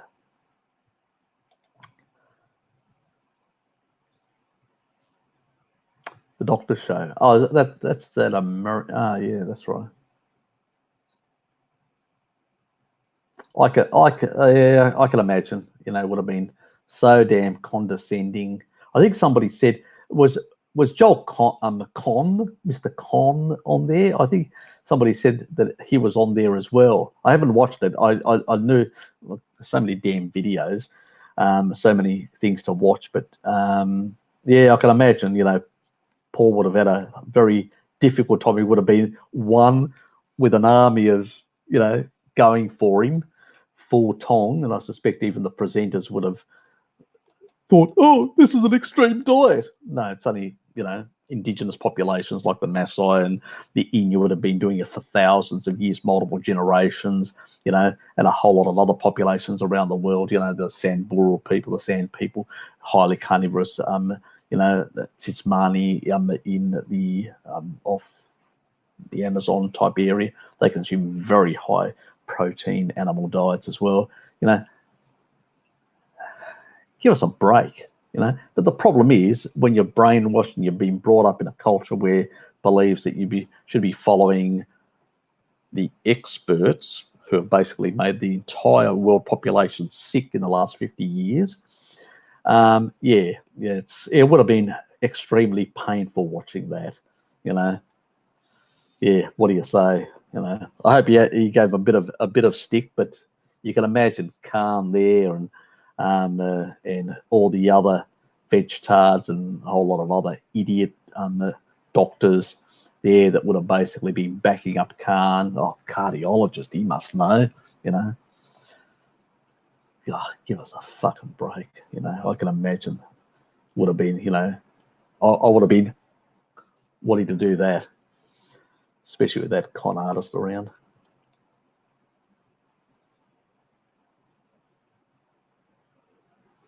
That's true. Yeah. Look, if you so most of the people in the Pacific, they consumed a diet which was high in literally the Tuvalu people, as an example, their intake of saturated fat was nearly 50%. So it was all coconut oil. So it was about 49% saturated fat, and their total fats were in the low, 52, 53, around there. That sort of, which was the other fatty acids from the other foods that they ate. They had little pigs, some wild pigs as well on those islands, plus fish. So those were their main sources of animal foods. But also some of them did have some tubers, but that and fruit, but that was seasonal. The majority of cases, because they didn't have storage, they didn't have ways of storing stuff and all that. So a lot of that was seasonal. But the majority of the year round it was piglets. And you get most of those tropical areas twice a year you get fruit, like in most tropical areas. But it was basically fish, piglets, and coconut fats, which was the three main components of their diet, and they were very healthy. There's actually a researcher out of New Zealand. He's an academic from Auckland University. I'm trying to remember his name. He actually worked for a while for the World Health Organization, but then realized that he had gone as a young academic, sent there by the World Health Organization, and realized quite quickly that these people were healthier on their traditional diet. And he said he realized he couldn't actually teach them anything anyway, So really, their only issues were communicable diseases.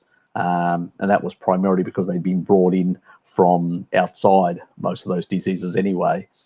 Yes, they were very strong and very robust people. I mean, they used to, they could navigate with the actual stars, and they could actually navigate right across vast parts of the ocean, and they had detailed celestial maps to navigate, so some of that stuff, because I work within the cartographic area, and I know a lot about maps, and some of the stuff I've actually seen was incredible.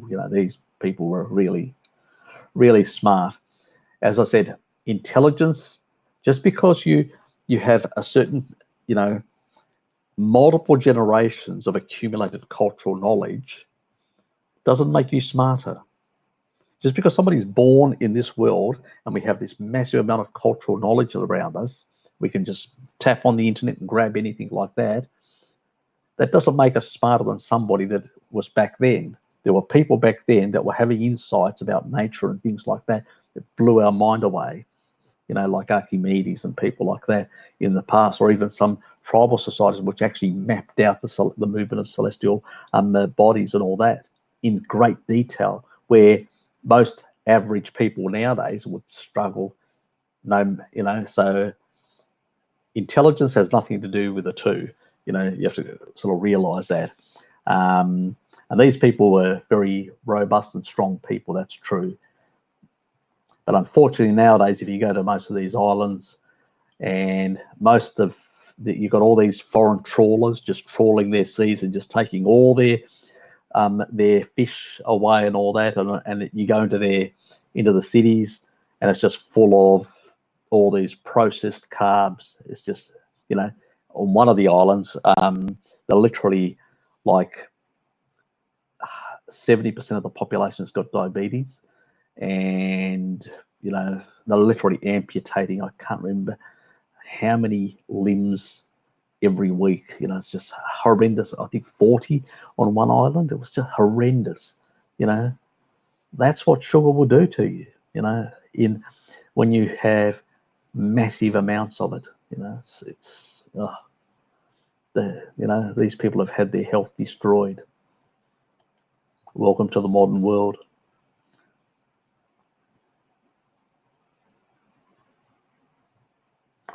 Well, they would. Weight Watchers would blame. It's a bit like most of these companies. I mean, their whole idea of these companies is they actually have certain foods and certain program that you can lose weight. Believe me, you can lose weight on these. But they are designed in a specific way to inhibit certain things. They put substances in that they know have an inhibitory effect, and they've got a support network and all that. And it's all part of, but once you're off that and you go back to your sort of standard diet again, just put it all back on. And it's just a revolving circle with them. And obviously they would blame keto and low carb diets, Weight Watchers and all these companies. They'd say, oh, these are too dangerous. This is only species specific food we've been consuming for the last 3 million years. No, these are dangerous. No, it's dangerous to their profit margin and their stock price. That's what it's dangerous to. And they know it. They know that it works, and it's free as long as people can get the knowledge, and yes, pretty much. So Jared's is minus GMT. Okay. Just past 9 a.m. When was this? Okay, not yeah. So it's about, was it 15? 50, yeah, it's 16, I think, without getting confused with daylight savings now. I think it's 15 difference, yeah, in time. Okay, gotcha.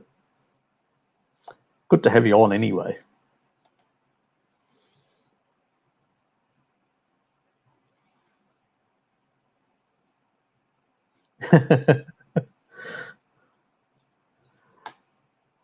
Yeah, she's, let's say she's lived a very easy and comfortable life.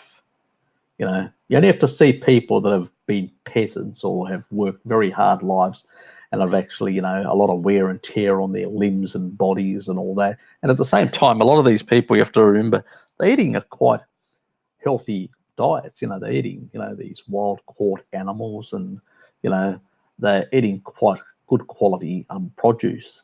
That is why, and they don't overeat. That's one thing I do know about the Queen, she doesn't overeat.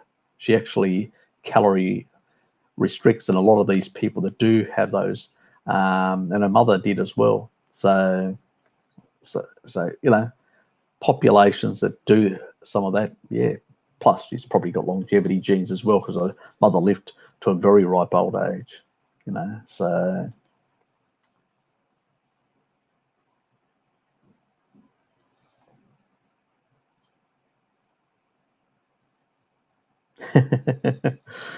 Yes. The breatharian option isn't, yes, you can. You actually look. You can actually get energy from the sun. There is a way of it. Your melanopsin in your skin, and in your body, actually gets sunlight. You actually get energy even from foods that you eat. You actually get sun energy. So that's what those photoreceptors, those melanopsin receptors are. And that's why, blue light can be dysregulating to the body and all that, for those exact reasons. But that's going into quantum biology now. But yes. But the further away from the equator you are, the more energy you need from fat to create depleted deuterium water, metabolic water, and produce energy from that. And also because of the spectrum of light has an effect on the energy production. So you need to extract it more from fat. And this is one reason I've actually said why the Eskimos, because a lot of people go, well, the Eskimo gene, that it's anti-ketogenic, nothing to do with ketogenesis, because some of the Eskimos further south don't have the gene. It's the ones that are closer to the Arctic. The further south you are, you get more sunlight, more UV. You can deplete deuterium. So deuterium can build up in your body, and it can be damaging to your nanomotors, to your mitochondria. And if they don't work properly, then cancer and everything else, degeneration actually happens. And if there's a fractionation in the water, the higher the elevation, the more UV, the lower. You're living very low elevation, the snow or the water access that you've got is much higher in deuterium, which is more damaging to your mitochondria.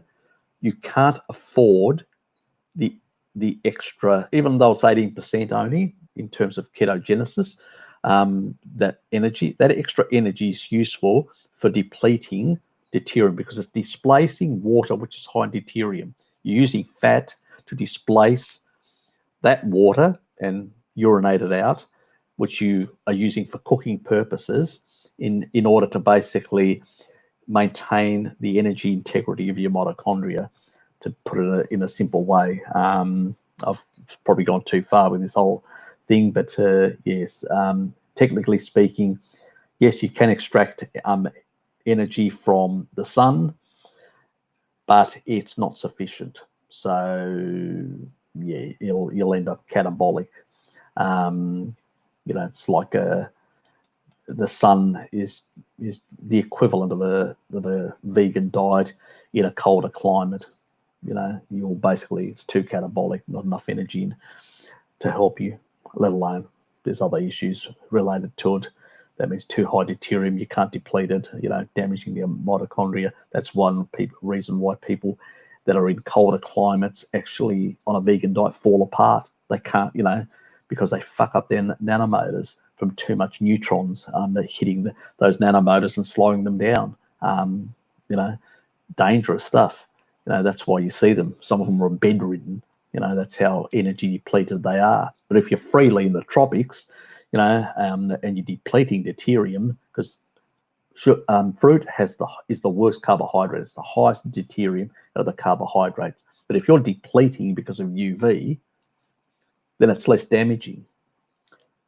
But eventually, on that diet, deficiencies will start accumulating and start damaging your body in other ways. That's what's happening to freely. It's just taking longer because the bitch is actually in the tropics and depleting the deuterium. Had she been in Canada or somewhere else, she'd be fucked within a couple of months. That's the only difference.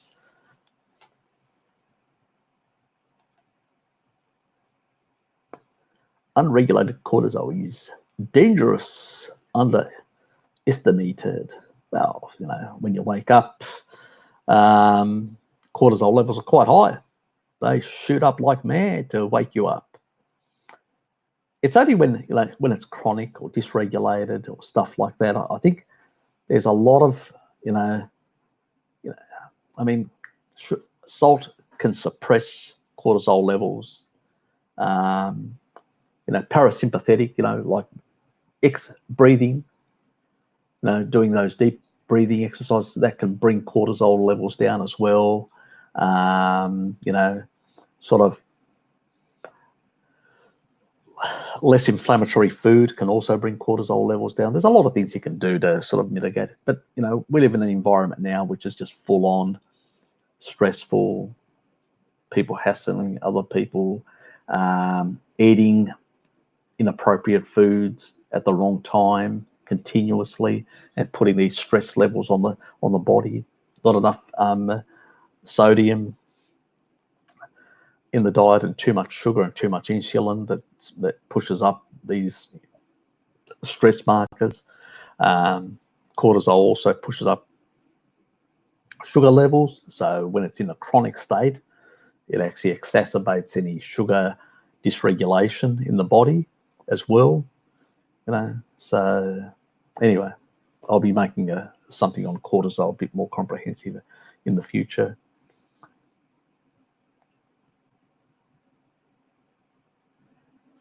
Yes, it does. It does, but it's due to the, its relationship with insulin as well, and glucose. So, and blood pressure and all that. So all these things, fluid retention in particular, because of high insulin, is one of the biggest culprits. But cortisol is a contributing factor as well in all that malaise. So yeah, it's with these things, it's not a simple story. It's a number of these elements playing at the same time. Okay, that was interesting. Now, any thoughts on tinnitus? There's actually some research. I was going to make a video on that as well, some stage. Anyway, taurine. Taurine is actually being shown in rats. Fortunately, we don't have, in rats where I can't remember the dosage. I need to look. I've got the research, but I haven't done I actually haven't done all the calculations, for a rat, how many grams, blah, blah, or whatever. And it seems to actually reduce tinnitus in rats. But that's rats. So taurine does help. It seems that tinnitus actually becomes an issue as people get older, and sort of this ringing in the ears. That's yeah, sort of, yeah. I need to do a video on it, to really get into it a bit deeper. There's a few other things that are potential dysregulators, but problem is the science in this area is so piss poor. And Jared is right. It does have an inflammatory component as well. In that regard, there's a lot of the science is piss poor in this area. The only thing I've got to go is basically the taurine, and I actually had, this was a couple of years ago, I'm trying to think now, what was it, 7 years ago, I had a bit of ringing in one of my ears, and about 6 years, about a year after that, I'd started doing much higher doses. I realized that taurine was very important, the synthesis in my own body. And since then, I've never had any ringing in my ears again. So is it the supplement of taurine that I'm actually taking? Does the rat study? Am I a rat? Fucked if I know. I don't see a tail back there, but anyway, you know, maybe I'm growing a small one.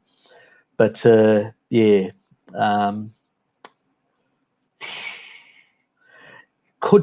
it's like cancer has multiple sort of heads to it. It's like any ailment has multiple heads that are driving it.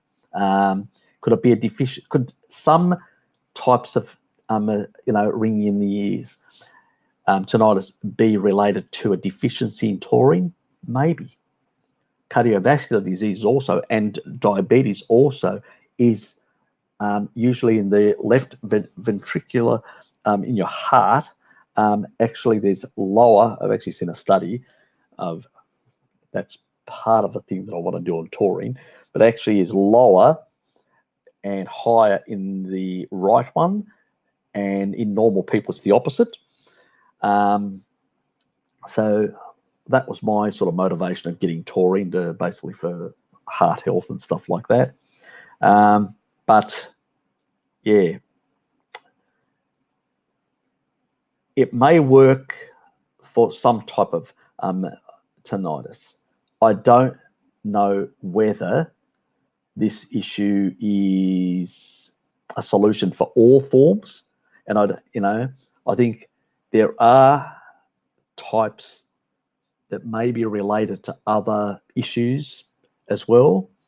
So I'm not going to give you a definitive answer, in that regard. I think yes, it is. Jared is right. It is an inflammatory. It has an inflammatory component, but whether you can actually get a resolution with the taurine supplement or not, I wouldn't. I just, it's a rat study after all, guys. I just can't say with 100% certainty that yes, it will resolve. You can give it a try, and if it resolves it, let me know. At least I'll have an N of 2, myself and yourself, that actually has resolved this issue. Hopefully it works for you in that regard. El taurine, the bull. Anyway, that's a bit of nonsense on my part. Okay, what is Zach asking? Yes, concern, fine. Scan early stage.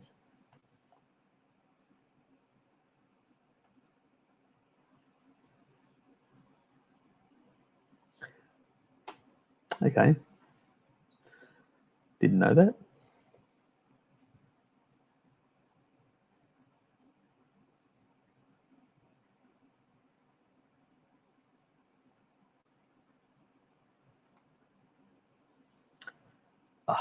Look, there's a lot of this is relating back to the Randall cycle. There's a lot of information out there. It's a horrendous amount. The problem is a lot of these studies, they're not actually talking about the Randall cycle, but they're actually talking about, what you do is you look at their data and actually look at the design, what the diet is. Sometimes you have to literally go to another website where they've got a link. You have to go there to find out exactly how they designed the actual. It's not included in the, they'll tell you, they'll give you the macros, but they won't tell you exactly what the components are. And that plays a role. I'll give you an example. If you're using a fat like the fatty acids, which are saturated, those saturated fats have the ability to induce a thing called a reverse electron transport through the mitochondria. That means they will reverse, the electrons will reverse their direction back through, because remember, you're getting through the other complexes, which are down here, which is the 3 and 4, and you'll actually reverse those fatty acids back through to through complex 1, the electrons, and they will actually act as a ROS signaling molecule. That means ROS will act as a signaling molecule, not as a pro-oxidant, but as a signaling molecule to the cell to initiate higher biogenesis of mitochondria. So you can understand that, that there are fundamental differences. It's a reason why, if you go back, and there's a ratio. I do intend to do a video to show all the different fats and how they respond and all that. It's complex, and I can't think exactly all the ratios off the top of my head now. I have to do a video on that. But different fatty acids have different response in the body, and they interact, and they end up on a different location on that gradient, that Randall cycle gradient. It's far more complex, and you're not going to find it in any study. Simply as that. You will not find it in any study. What studies will show is these people are eating this. This is the recorded inflammation. You extrapolate from all that. So, and that's how you do it. And that's a lot of statistical stuff, and sometimes it's a lot of mumbo jumbo and poor science. So you really have to. There's a lot of work involved in teasing out those things. That's for another day on a video to sort of explain it a bit more in a bit more detailed way. I'll give you an example in terms of the differences. Most people, when you talk about fats, most people will tell you, oh, well, a gram of fat has 9 calories. Protein has, 4. Sugar has 4. And this is the sort of mythology that we've grown up in. But it's wrong. It's completely wrong. It's bonkers. It's bogus. It's crap. Omega-3s have 9.3. Omega-6s have 9.1, which is the key. Most people now, because they're eating this shit diet, they're consuming about 40% of their calories from these omega-6 oils, seed oils that are in all the processed foods and all that. Cocoa, this is cocoa butter, which is a highly saturated fat, has 5.5 calories per gram. Protein, and depending on the type of fatty acids, can have anywhere slightly, up to 4.44. And obviously, if you're looking at fiber, because that's a carbohydrate, soluble, 2, insoluble, just goes through and out the other way, giving you no real energy other than short-chain fatty acids of very little. You may get 1. Mostly you don't get any. It's primarily the soluble ones that actually get fermented. So, we've been sold this simple little model, but it's not as simple as that. So we need to, it's a gradient, and it's a gradient depending on a whole lot of mix of fatty acids and the type of foods and all that. So you have to look at all these things, and you end up with a very different sort of picture, and also the level of reactive oxygen species that can be generated. Sugar will generate more reactive oxygen species than will fat, but all oxidation actually causes byproducts. As I said earlier, being in an anabolic state continuously is unhealthy. It's completely unhealthy. You've got this pulsatile, so you've got to fast and refeed, and you can do it much easier on a low carbohydrate or zero carbohydrate diet than you can do it on a mixed macronutrient that makes you hungry all the time. So, okay, now I've lost my spot. Where am I?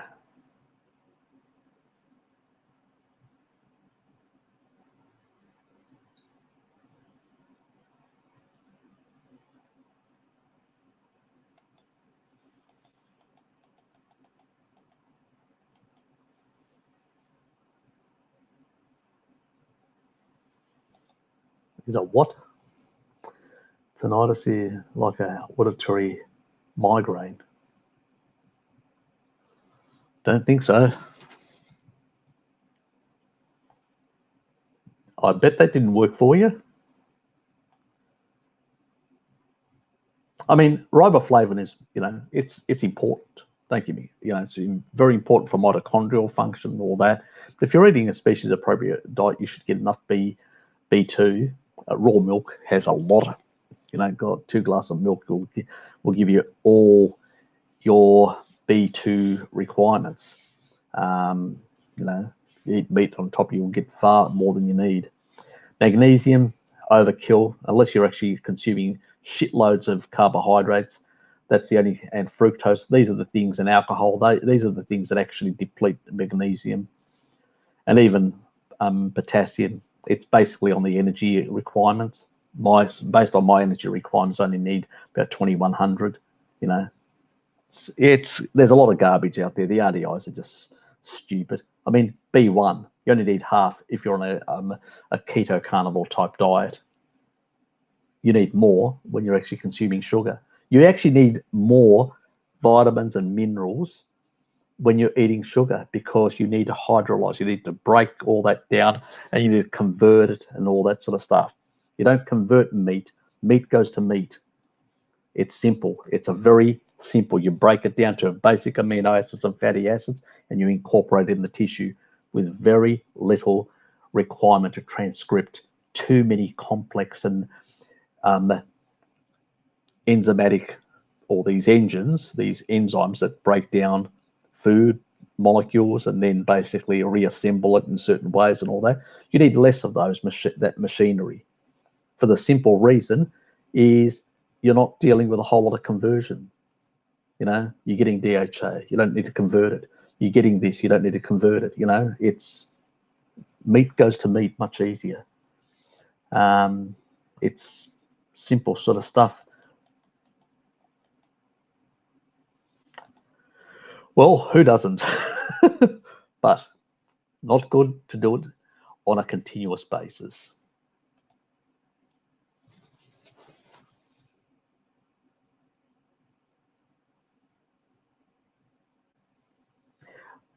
Remember, it's also, as I said, more species appropriate, more basically, things, you can have a bit. I've, eaten big steaks, and, I go to bed very comfortably. Your stomach is flat. It's completely different feeling.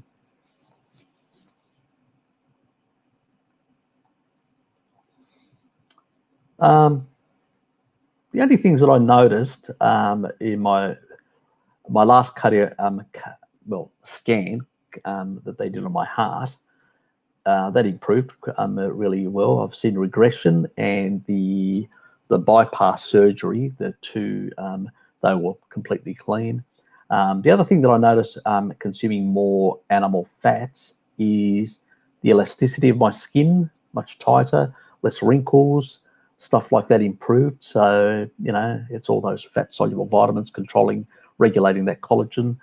And that's what I noticed, really. That's really what I noticed more than anything else, those sort of improvements after a debauchery of a couple of decades of eating very inappropriate foods, let's put it that way, and heavy alcohol consumption, everything else under the sun, smoking, and it's a long list of overindulgence and very inappropriate things.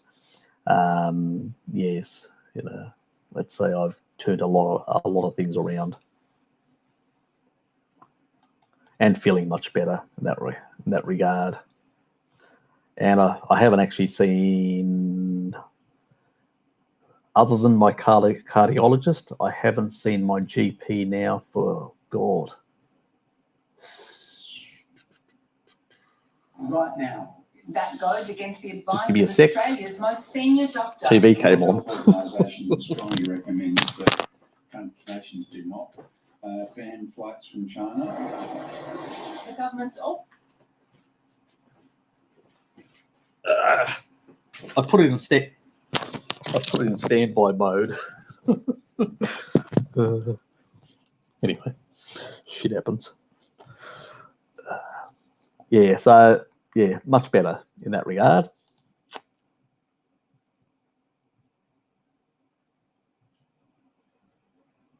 Doesn't help because, you know, you become very insulin sensitive. And when you actually do those inappropriate things, your blood sugar goes, your insulin, a lot of things, you know, don't react very well. And also, you're probably creating a lot of gut issues for yourself as well. And the reason for that is because, remember, you've down-regulated some of that machinery to deal with breaking down the actual sugars. And then your body sort of, yeah, sort of cheat meals can be that's why people say, oh, I had a cheat meal, really reacted badly compared to in the past when I was on a mixed diet. Yeah, because that's when you had all these enzymes upregulated and available to deal with this sort of the foods that you're eating. Now you're eating a specific type, and then you're periodically switching, and your body needs days to adapt to literally build new machines, new little proteins to basically deal with that excess carbohydrate. So yeah, it is a bit more painful in that regard, and that's the reason for it.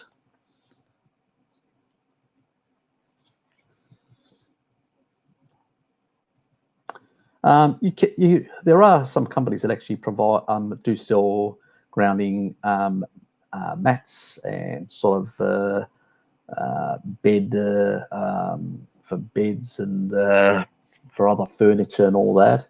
They can be quite pricey. That's true. I mean, it's probably cheaper if you're at ground level, which is what I am. It's probably cheaper to just go to a hardware shop, buy a copper wire, ground it, put it in, and literally tie it on you around your ankle or around your toe or whatever.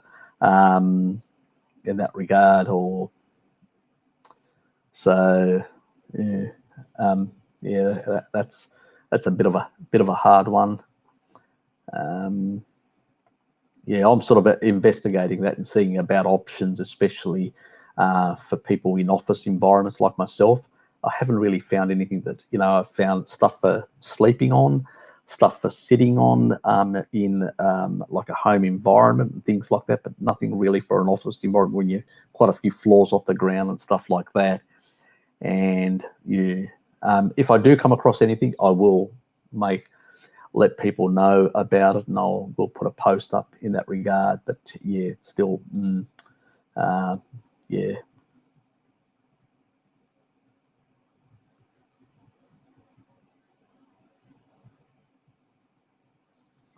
Yeah, I'd actually, with either one of them, if that ever, but I think I'm way below Jack's pay grade and probably Paul's as well. But you never know. I may get lucky one of these days, and they may want to chat with me.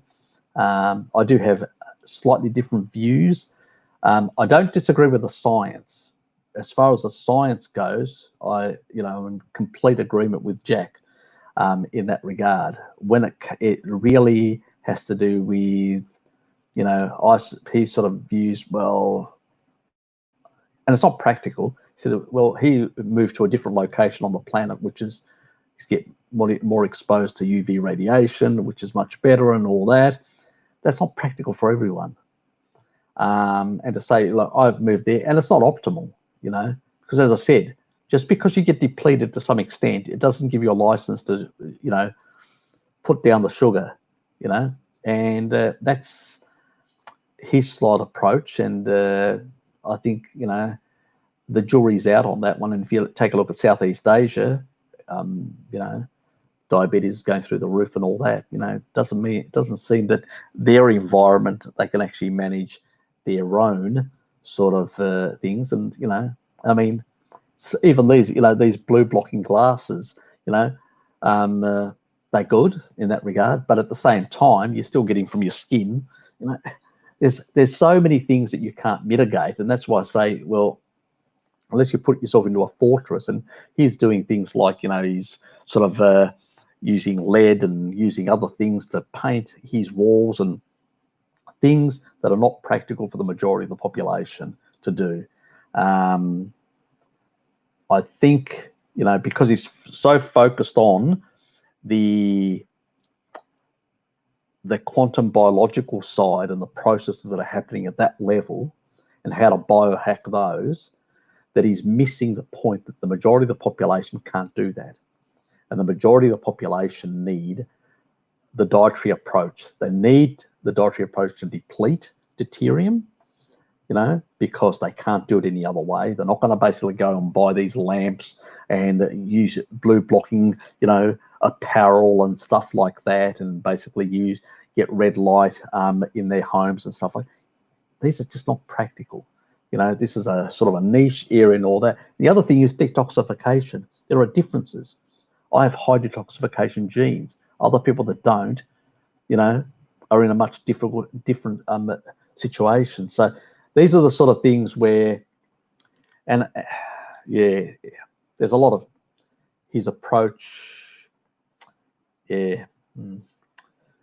sort of things in terms of Jack. I love him to death, but yes, sometimes to death. His approach is too narrow for me in that regard. And if he sort of hears these sort of comments, he probably won't want to talk to me anyway. But I have to be honest with you guys. I mean, it's just the way it is. So yeah, in that regard. G'day, guys. G'day, mate. Good to see you.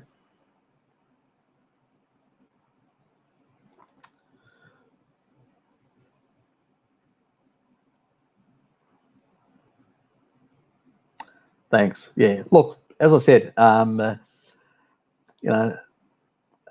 knowledge is what I just want you guys to share it out, and I mean, you've probably seen on one of that discussion part on my channel where I've got basically about the myths and falsehoods of the vegan diet and all that. And I usually say to people, take that, copy it, put it under your name. I don't care. Just copy it and paste it in different areas, because I can't cover everything.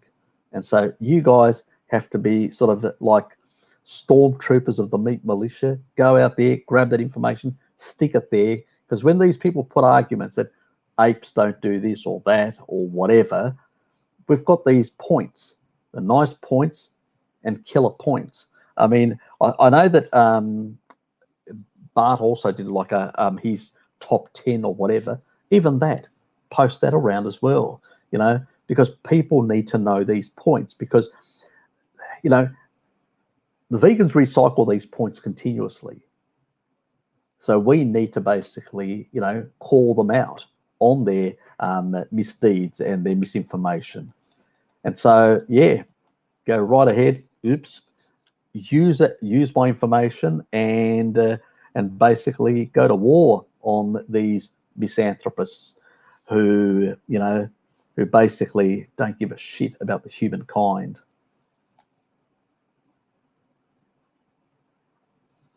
Yes, they were, because when you're not on sugar, you're more, you're more placid, you're more content, you're more relaxed. You just have to see the sugar crazy vegans. They're always, literally about to jump out of their skin. Yep, there's plenty of energy from the sun, and we have melanopsin in our skin and melanopsin in our guts, so we can actually the actual light energy that's trapped in those molecules of food, when they get released, that light is actually captured by those photoreceptors in our gut. And and this is why I say eating in a circadian sort of rhythm, because that light information is tuned to that circadian rhythm sort of approach. That's why I say, even people, if you're working, you're a shift worker, what you should do is, if you're working, let's say a night shift, and you wake up, then you go to sleep in the morning and you wake up at midday, eat immediately. Not immediately, but eat midday to early evening, and then fast throughout the whole night, because you want your circadian rhythm to be in sync with, because in the morning you don't want to be eating anyway. You shouldn't be eating anyway because of high cortisol levels. So that's the last thing you want to do. go to sleep, you know, and basically then wake up, and then when you wake up, have something, you know, like something light, a bit of water, you know, and then, or snake juice, and then basically have your meal in those hours between midday to early evening. Have your meal, and then in the evening while you're on your evening shift, basically have a nap. And this is a really good trick. I actually, because my sister was doing night shifts, and I said, this is what you want to do. You want to have like 6 o'clock, you want to have a coffee, take a nap, a short nap, and then wake up.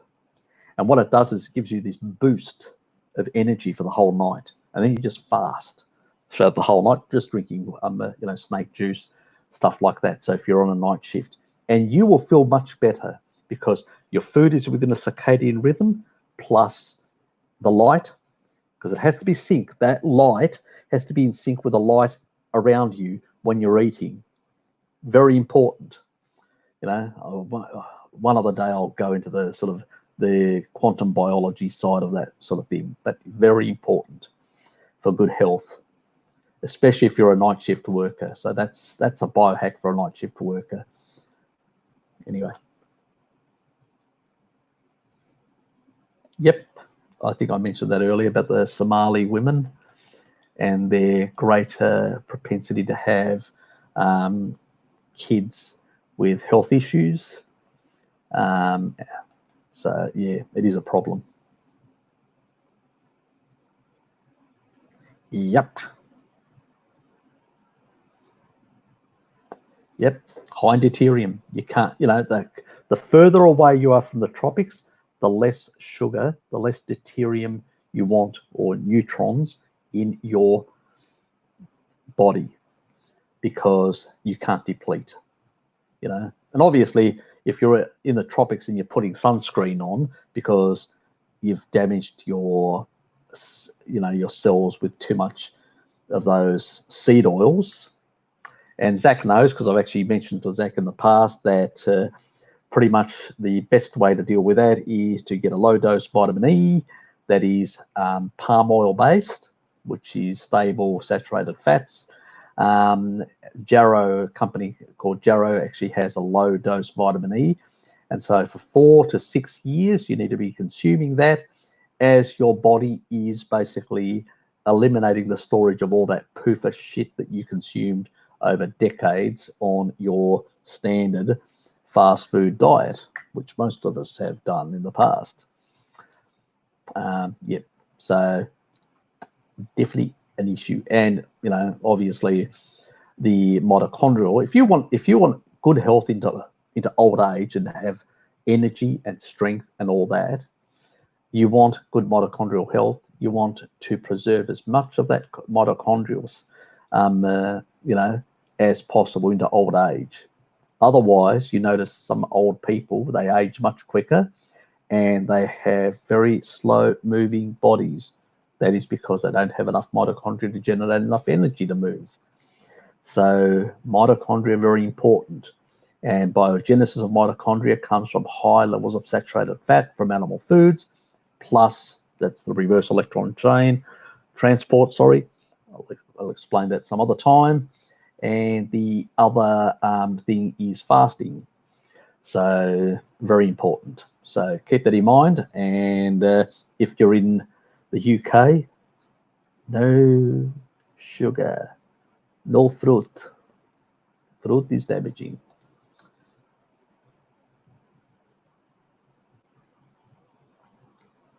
You buy it, unfortunately. You know, yeah. You can put it out in the sun, but if you basically take water and you put it into UV, that has a depleting effect, but not enough. But it does improve it, so you can basically have a like they used to in the, you know, if you look at the past in the Mediterranean, they would put like a container full of water and they'd put it outside, and it would basically be in the sunlight, you know, or at a window ledge, and actually that depletes. So, but the fractionation is, very low. But anything, it all helps, in that regard. So that's one way of depleting. The Hungarians have got a factory where they produce depleted deuterium water. So DDW, they actually have a brand which is being certified for veterinary use as an anti-cancer water called DDW25. So they give it to dogs to reverse their cancer. The way it does is you're displacing the actual neutrons and increasing the proton gradients in the mitochondria. And as a consequence, by doing that, you're basically allowing then for the upregulation of oxidative phosphorylation, and those nanomotors will start starting to turn. And as they turn and build up, generate more energy, they're actually able to repair themselves. And as they pick up speed, you can downregulate the oncogenes, and then those long chain fatty acids, 22 carbon long, that are elongated around the actual DNA to protect it, because a cancer cell ferments, lactic acid and all that. That will downregulate over time, and then you'll basically be generating energy in the old-fashioned way, and pretty much you'll downregulate those oncogenes. So very important to basically stay within a band of, because you still need some growth, because if you think about it, if your nanomotors were rotating too fast, they're being slowed down with a bit of neutrons. You don't want them damaging with too much gradients. You want much lower, but you still need some. And even children will take it from their mother and use it as a growth factor. It plays as a growth factor, deuterium. So, and it's really, you're basically slowing down those nanomotors to store energy, in a sense, in that regard. Too much will damage them, So that's, now I'm explaining in the most simplistic way that I can think of, explaining what is happening at the actual subatomic level of slowing down, the impeding, basically ATP synthase, which is, the nanomotors being slowed down, the rate of that to store stuff, which is what's happening in the Randall cycle. Sort of wasn't going to go into this conversation, but I get carried away sometimes. But look, as far as this, that's probably the only thing you do unless you buy it, and it's friggin' expensive at the moment. So, the best way, I mean, even the guy, Laszlo Boris out of UCLA, the Hungarian guy that does all these conferences, even he basically admits, he says, I don't bother. I don't use the water. He said, I may use a bit now and then for my coffee, but he says, I pretty much mainly, he said, I just eat fat, because fat is depleted in deuterium. So basically, it will create healthy metabolic water. So he said, and he loves raw, like smoked bacon, which I do as well. So he eats shitloads of that as well, as a typical Hungarian. Yes. So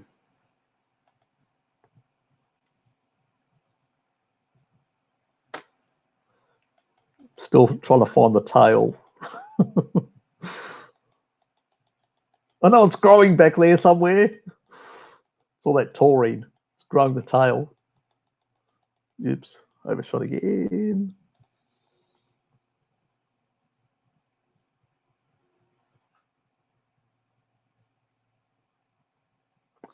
Yes, I will. It's all part of the, these are early days. I've just started.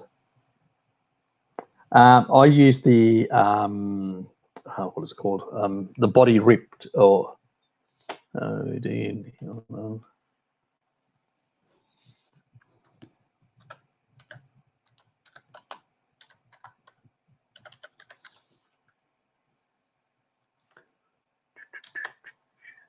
Oops. Oh, I'm hitting. Hold on. Hitting my keyboard. That's it. Okay. That's it.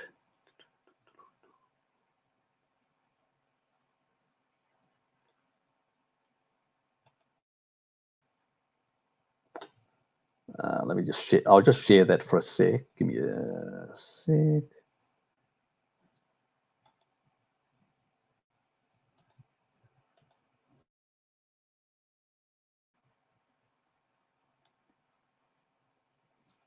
So that is this is a different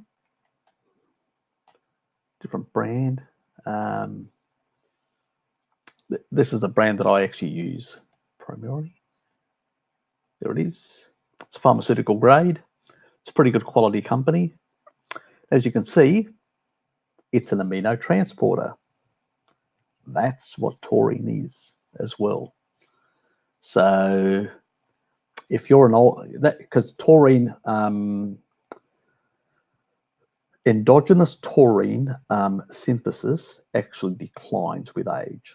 So over 40, it actually starts at about over 30, but it really starts picking up after 40 and then really takes off after 65.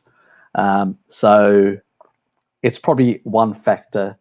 Taurine is only found, pretty much in animal foods, unless you get supplementing. There's not as much unless you're eating quite a bit of meat. If you're on a more carnivore diet, you'll actually get more taurine compared on a mixed macronutrient or some of the other diets. If you're doing more bodybuilding and you want to build muscles, you definitely need it, especially if you're over 40. And I would say that taurine also will help you inhibit to a large extent sarcopenia long term as well.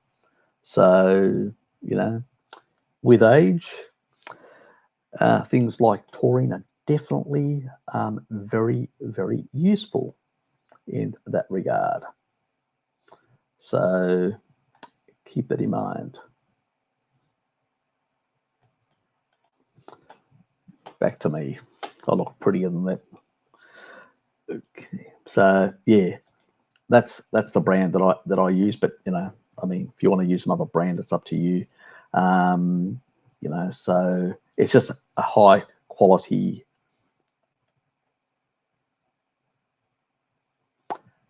Well, it's needed for in terms of the other pathway, which is B6, B9 and B12 for homocysteine, converting homocysteine back to methionine. So you've basically got two pathways, the choline betaine pathway, and you've got the B9, B12, and B6 pathways.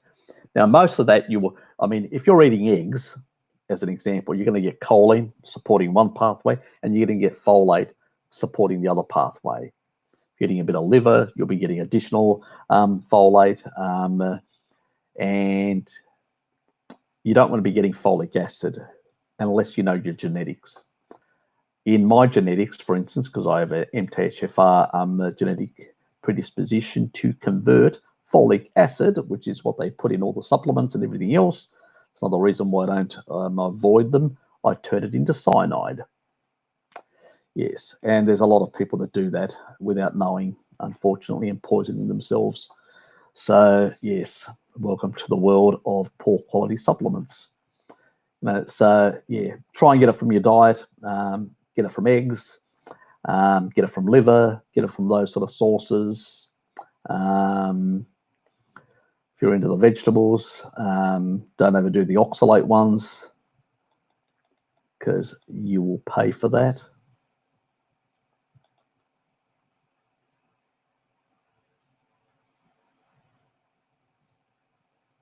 Yep, I'm happy about that as well.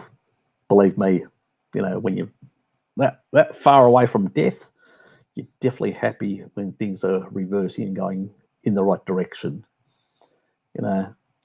Actually, when it comes to people say, well, I put my health first. If this diet works for me, yep. If basically eating pigeons every day, or eating bananas every day actually would save me or improve me in all that regard, I'd be downing bananas like there was no tomorrow, like freely. But they don't, So I've looked at the science, I've looked at the information, I know how damaging to the mitochondria fruit is. That's what was seasonal. It was just there to basically slow those motors down and store all that fat away for a rainy day, So it's not a species appropriate diet for all year round, or especially an unhealthy environment that we are in. So definitely not. Yep, that one.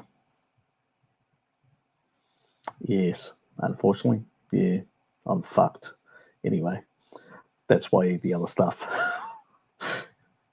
Yeah, and I've got the worst expression of that, believe me. So yeah, and I've got the choline side. I've got both pathways that are literally, I have to get it from the diet, So I can't even convert the damn choline into folate. That snip I'm fucked in that snip, and then endogenously, we're all fucked, most Europeans anyway. So but I'm fucked double in that regard. So yes, unfortunately. That's why I approach my carnivore diet, I call it a genomics carnivore approach. And that's my sort of way. And I think that, I do believe that you need to have an understanding of your background. Like, if you come from a specific background, like, the British Isles, especially the coastal areas, you would have had more exposure to higher levels of cod liver oil, which basically means that your synthesis of ALA is low. That means the gene that basically allows you to convert ALA to EPA, DHA is low. So it's not only that you may have the conversion issue where you've got too much omega-6, the ratios are out of whack. So that pathway, that common pathway that does the conversion of LA and ALA is basically being overloaded by too much omega-6. But you could also have the inability to convert sufficient because you were getting enough from the diet, so that got down-regulated. I come from the Mediterranean, so we consumed a lot of nuts and stuff like that and whatever. So both those pathways are really good for me. I can convert LA and ALA. I've got the best genetics for that conversion because of that sort of background that I come from. You come from the British Isles, you don't. So your situation is going to be completely different, And the other thing is beta carotene. I've got a 32% reduction in conversion. Most people in the British Isles, because of getting high levels of retinol, have very piss poor carotenoid conversion. And remember, most of the stuff in a lot of the muscle meat is carotenoids. Yes, you get some retinol, but there's a lot of carotenoids as well, where you can't convert them. So you probably need more cod liver or eggs, stuff like that, for that additional retinol. So that's why I'm saying, you've got to know your genetics to some extent. And while some people can get away with it and say, I'm thriving on this, yeah, fine. But, is that your genetic heritage? And then if you come from a mixed marriage, then I'd really say, you can't even look back at your history to say, this is what my ancestors did. So I may have these issues.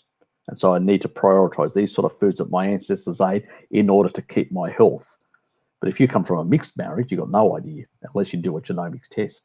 You check your genes and then work out which SNPs you need to support with slight modifications to your diet. So yeah, life's a bitch, I know. Tell me about it. That's how it goes, guys. So, but that's you need to make that choice and work out those sort of details for yourself. And there,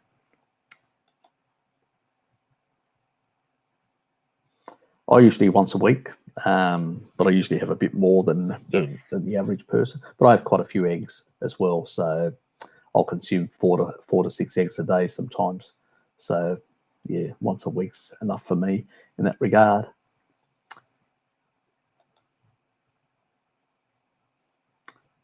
Bit of banter there about the liver.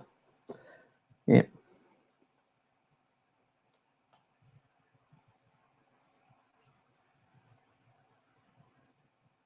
You're welcome. Let's see.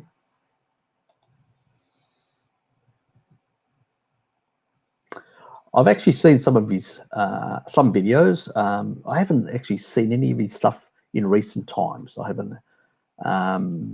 But yeah, I did see some stuff. He's pretty good on his understanding of these gene pathways and all that. But I think, like a lot of people, especially the naturopathic field, they tend to go to this reductionist sort of level, where I sort of say, okay, I've got this, and this gene. What foods do I need to incorporate to support those pathways, rather than sitting and, as I said, it's like your gut issues and all that. You fix the stomach, the acidity of your stomach, usually everything not, and put enough species appropriate foods in to which are rich in collagen and proteins and all that, to repair your gut lining, and you're not inflaming it, and usually everything settles down. Once you get the digestion working properly again, things settle down. They're not that complicated. And as long as you're getting the right nutrients and all that, and if you've got specific nutrient requirements because of your genetics, well, if you support those, things then start falling into place. It can take a few months sometimes. They usually fall into place. And so sometimes people can, let's say, not exaggerate, but they get too wound up in sort of these reductionist pathways and all that, as if for millions of years our bodies weren't able to regulate themselves. We just dysregulated them because we ate species inappropriate foods. Once we re-regulate them and do things and sort things out, they usually settle pretty well in that regard. Yes, we may need to use some herbs to regulate certain things, like my brother-in-law, my younger sister's husband, who's got diabetes, and we're sort of putting him on a keto type diet and sort of shifting him slightly and the low carb diet, and I'm getting him to reduce his metformin levels as well. That's a bit of a hassle in itself. So I'm trying to get him to have it in a certain times, because it also inhibits gluconeogenesis, which can be a problem when you're trying to do a low carb diet. So I'm making sure he's not going too low carb, until he can sort out something with his doctor when he gets back to Greece in a couple of months' time. So it's sort of a fucked situation at the moment. Sorting things out for him, but these sort of issues are complicated. But once you get certain things sorted, species appropriate, you come off the meds. Depending on where you are on your journey to health, it can take longer than others and all that. So yeah, it's how long your ordeal is going to be will depend on all the ailments that you're suffering. Unfortunately, it's the only way of putting it. What's Jared saying? What methods, foods would you recommend to efficiently increase stomach acidity? I think I mentioned a couple earlier, which is basically apple cider vinegar, things like foods that are more acidic. Coffee helps as well, increasing acidity, things like that. But at the same time, you have to check to find out whether you have a H. pylori issue as well, or because some of these bacteria can inhibit the acidification. So they deliberately undermine the capacity for the stomach to acidify itself. So you need to basically check whether you've got something you need to sort out with a short-term antibiotic solution, to basically then look at basically putting, betaine, sort of, or, these sort of things in there, apple cider vinegar, betaine, these other supported measures to rebuild your bile salts if you've got those sort of issues. Eric Bergs, he actually has a formulation that actually helps with your liver, all these enzymes and all that sort of stuff. It's got bile in it as well, and it's got a few of the herbs as well that I recommend, and I've used in the past on their own. But I've just recently, somebody told me about it, and I actually went and found it on Amazon, and it's actually, let me just see if I can find it. So, well, his veggie nonsense isn't something that I subscribe to, but recently he's starting to move towards the carnivore diet. Like he says, if vegetables don't work for you and it's creating issues for you, you may want to try a carnivore approach. So he seems to, he's invested a lot of time in telling people to eat, vegetables and stuff like that with meat and stuff like that on a ketogenic diet, and it's hard for him to sort of extract himself completely, in that regard. So he has moved, he's shifted, let's put it that way. But one of his supplements, I have heard good results from other people.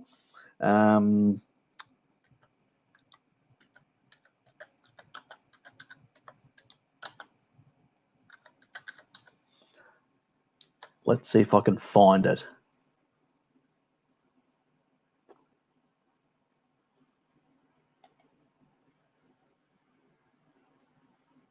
There it is.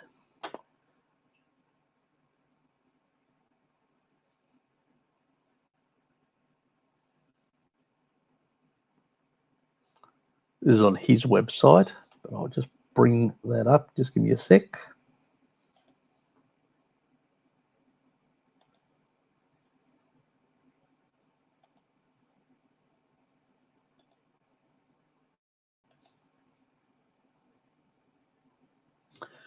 And it's called Gallbladder Formula.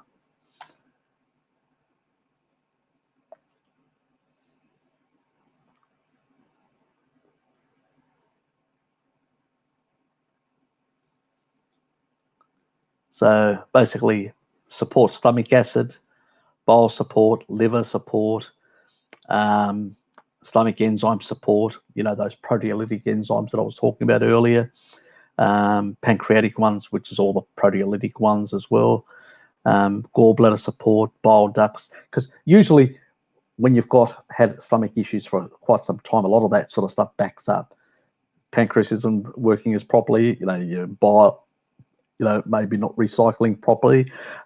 It also has, I believe, let's become large.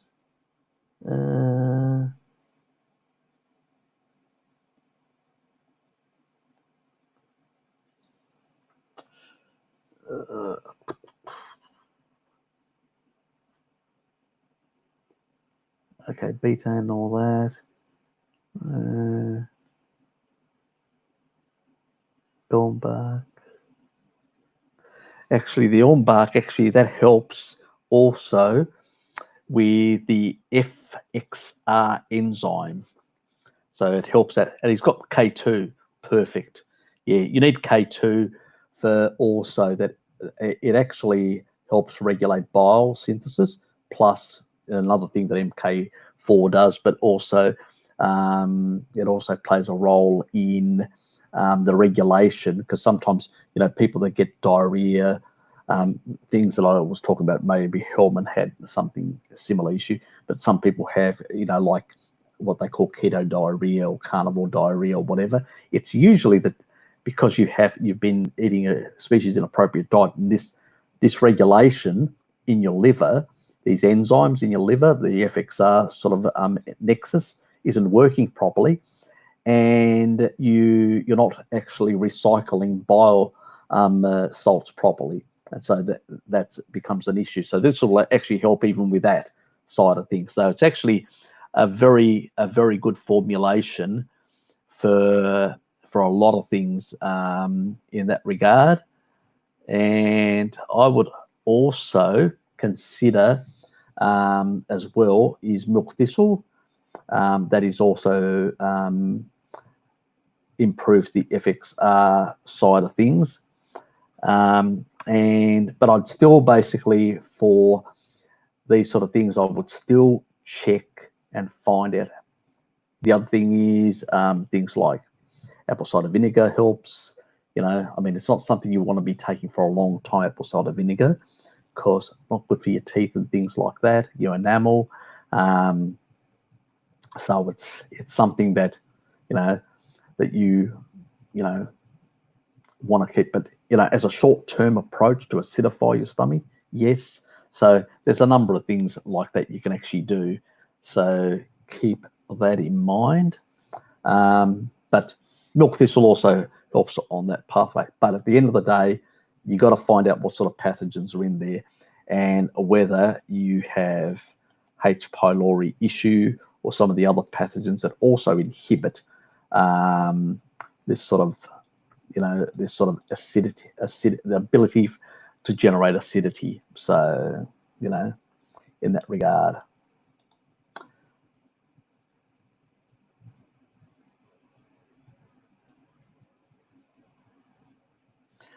Well, the methane cycle, it's a non-issue. It's 12 years actually, but it's a non-issue. And the majority of the actual, I actually did a chat with Bart. He hasn't released that chat. You should basically bug him and tell him, because I told him that if he doesn't release it, eventually I'll make a bloody video of it. But, I actually talk about the differences in the type of isotopes in the actual the methane, and the methane isn't coming from animals. Nope, it's coming from shale oil. So it's the wrong type. So the isotope is different. And I actually got the study back in August. It actually came out in August. I got access to it a week later. And I don't know whether you'll have to ask Bart on Sunday, where is that discussion with Harry on the methane issue? He's still got it somewhere on his computer. I don't know whether he can find it or he's lost it. Not sure about that one. And I actually showed the study because I was able to get it through a link on Geoscience Australia. I'm sort of the area that I work is a member. We're sort of a member of that organisation, which is sort of linked back to a European organisation that actually published the study anyway. So I was able to get access to the study in that regard. So no, it's shale. It's nothing to do with animals at all. That type of carbon isotope is declining, not increasing. It's only the shale one that's actually increasing. So yes, anyway. So yeah, I've known about it for quite some time, and I've been waiting for Bart to put that video up. So if he's lost it, I'll have to do another damn thing with that study. Anyway, shit happens. Okay. Forgot all about it actually. It's been a while. Nobody's asked me about it. It's good. Good. I usually use it on my steaks. I love butter. I cook with ghee as well. Actually like salting butter. So, because in order to avoid, because the problem is, it's not like in the old days where you knew where you were sourcing your meat. You had your own machine at home to basically make your own mince and stuff like that, your own ground beef, and you knew what you were dealing with and all that. But you definitely need to salt it quite heavily, like people used to do in the past. before refrigeration to prevent pathogens and all that, keep the pathogens under control in the actual meat.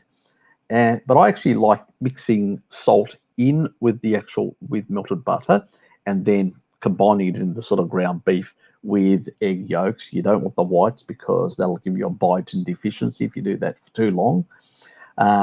So that's a really nice beef tartare, my style, with butter.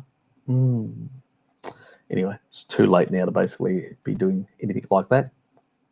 It's not within the circadian rhythm of food.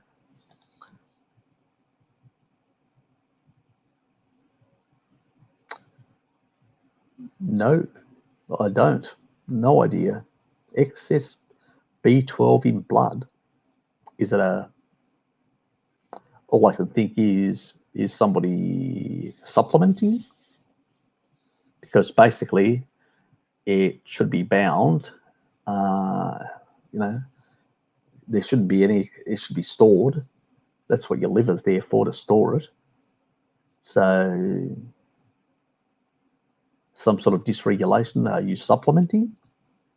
Don't know. Never heard of it. Never heard of excess B12. Everybody's complaining that they're not getting enough B12 excess in the blood. Sorry, never heard of the condition. Maybe it could be a genetic reason. There are genetic known reasons where certain things don't get stored properly or get limited storage and then get pushed out or excreted. But I've never heard a vitamin remaining having high resident time within the bloodstream and coming up on a panel in high doses and not being stored or excreted. No, never heard of that. I'll have to look into it.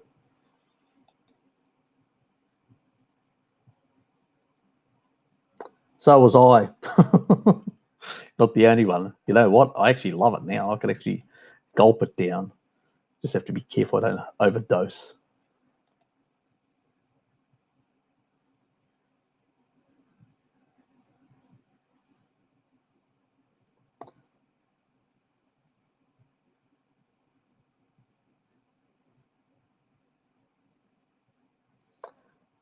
Whether a gene gets expressed or not, what you mean is epigenetically,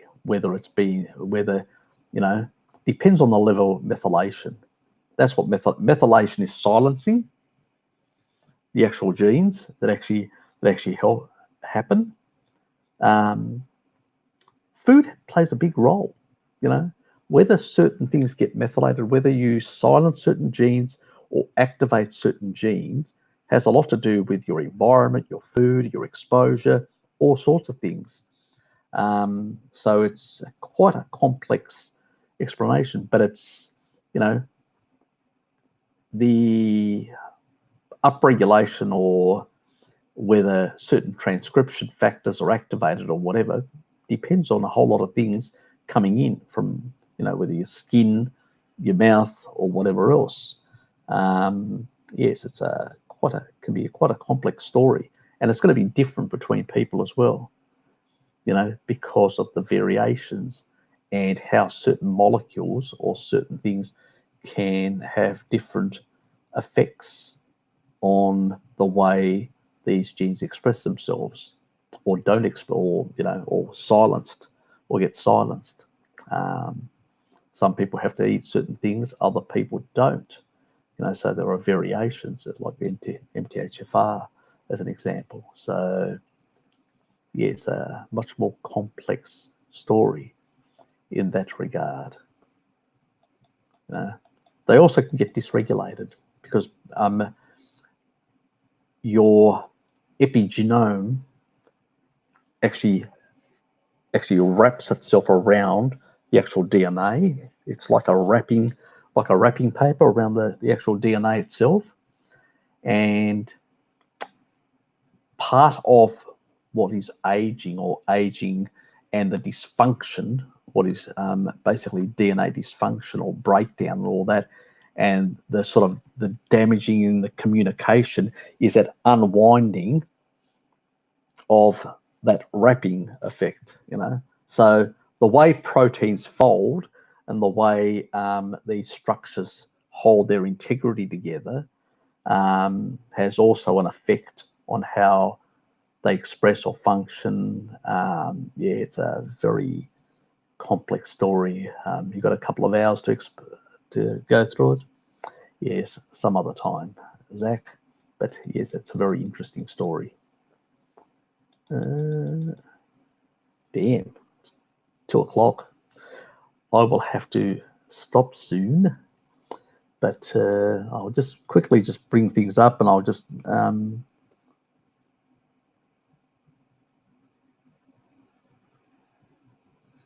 no idea.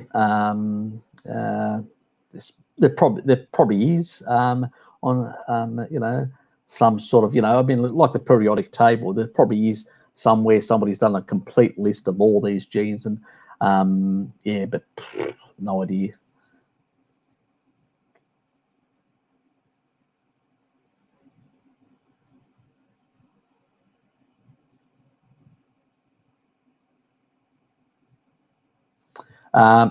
Yeah, look, you may have actually grown a pouch. What happens is when you get your gallbladder removed, over time, a little pouch can actually be recreated off the duct.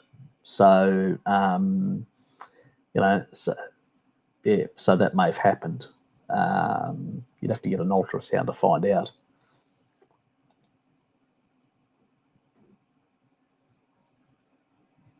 You do that.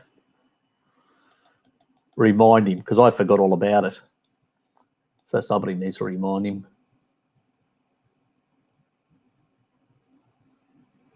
I would have scratched my head as well, because I've never heard of anything like that. I need to find out. Unfortunately, probably there's only a rat study that talks about it.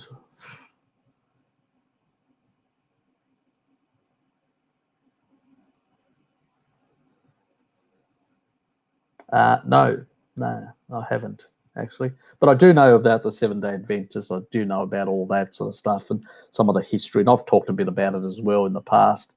And sort of because I've gone back on some of that history in the past, and I probably will do a video in the future as well. My influences were the Weston A. Price Foundation, Sally Fallon in particular. Years ago, this was back in 2009, I actually saw a video of hers. This is, on sort of, sorry, 2010, I mean. This was after my cardiovascular operation. Because we'd already moved, it was around Christmas, we'd already moved into the next year. And I'd actually seen that her video on, I can't remember what it was called. I can't remember whether it was the oiling of America, or whether it was nutrition something or whatever. Anyway, it was a long time ago, and it was, she sort of looking at the traditions and how people and all these characters, these shady characters, both in the oil industry and the margarine, all these Crisco and all these sort of companies, how they came about and how they shifted the changes in history and all that sort of stuff. And Mary Ings, I think her name, ENG, who was a researcher at the Maryland laboratory, some sort of laboratory, Maryland, which is close to the, anyway. And she did a lot of research on fats and stuff like that and lipids, and that's it was that sort of era that we're talking about, these sort of shady characters. I'll have to check it out. They're pretty good. The Feckies, really good, and they've done a lot of work, in terms of supporting low carb approaches in Australia. And so sort of they need our support, people like that. And her husband was really vilified here, trying to help people. God, they just came down like a ton of bricks. Those arseholes. You're welcome. I hope they were, you know, so.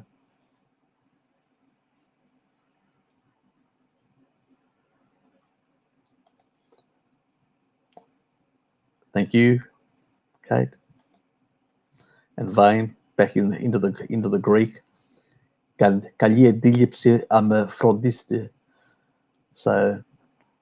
he wants me to basically good explanations that I should put an effort into.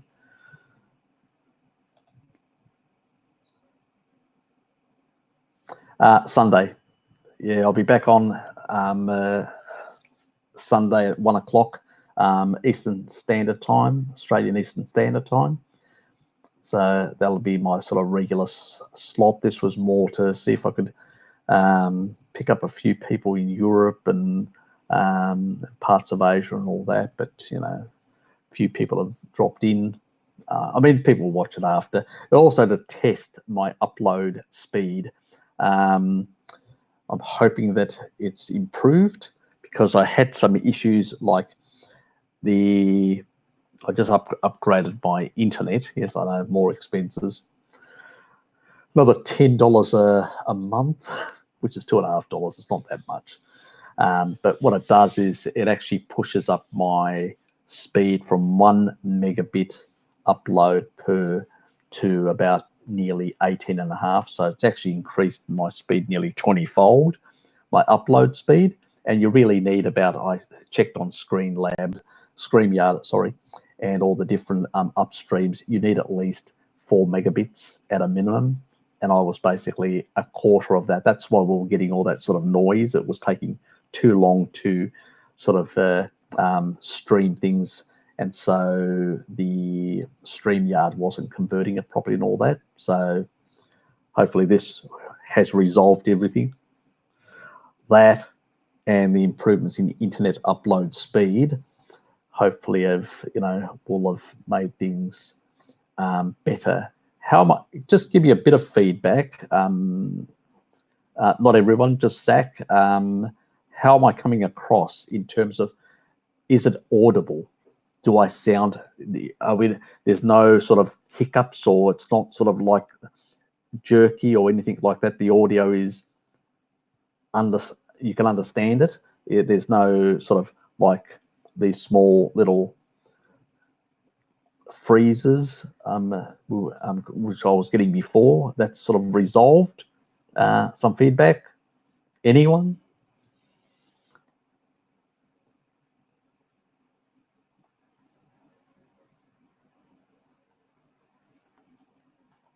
Do I sound like? Just anyone? Just say yes. Audio streaming sounds good, or something like that along those lines. So I just know that it wasn't that extra $10 wasn't a waste of time, sort of. Anyone, guys? It's about 17 of you guys here. Just one will do.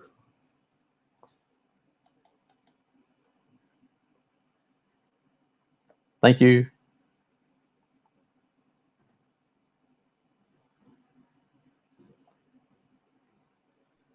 Yep, that's good. Good. Okay.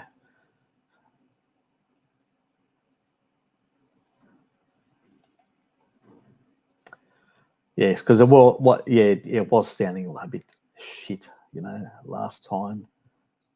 So you are all smooth with Kate, with Zach, much better. Thanks, mate. Jared, thanks, mate. Comment.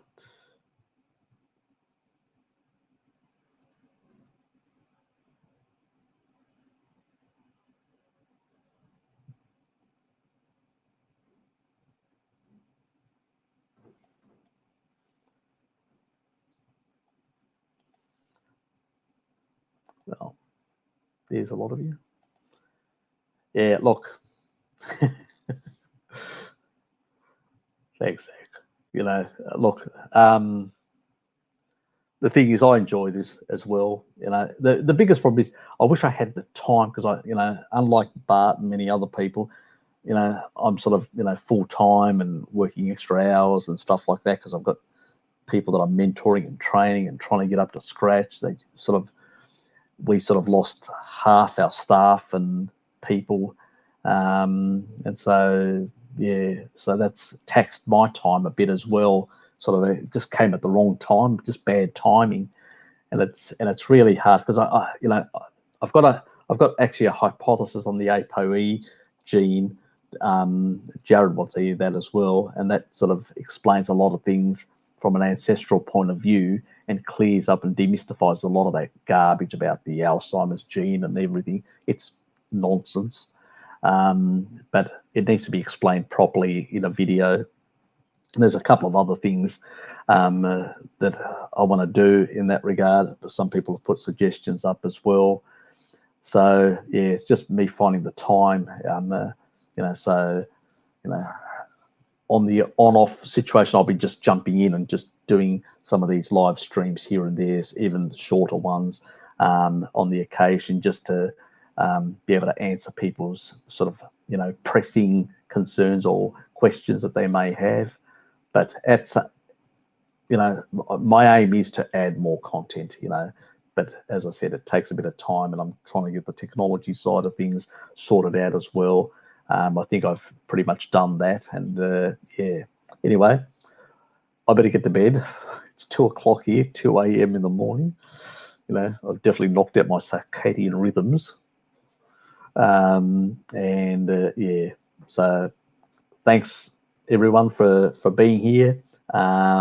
See you all on Sunday, Australian Eastern Standard Time at 1 p.m. midday. And thanks for your support as well. Yes, see you then. Good night or good day, wherever you are.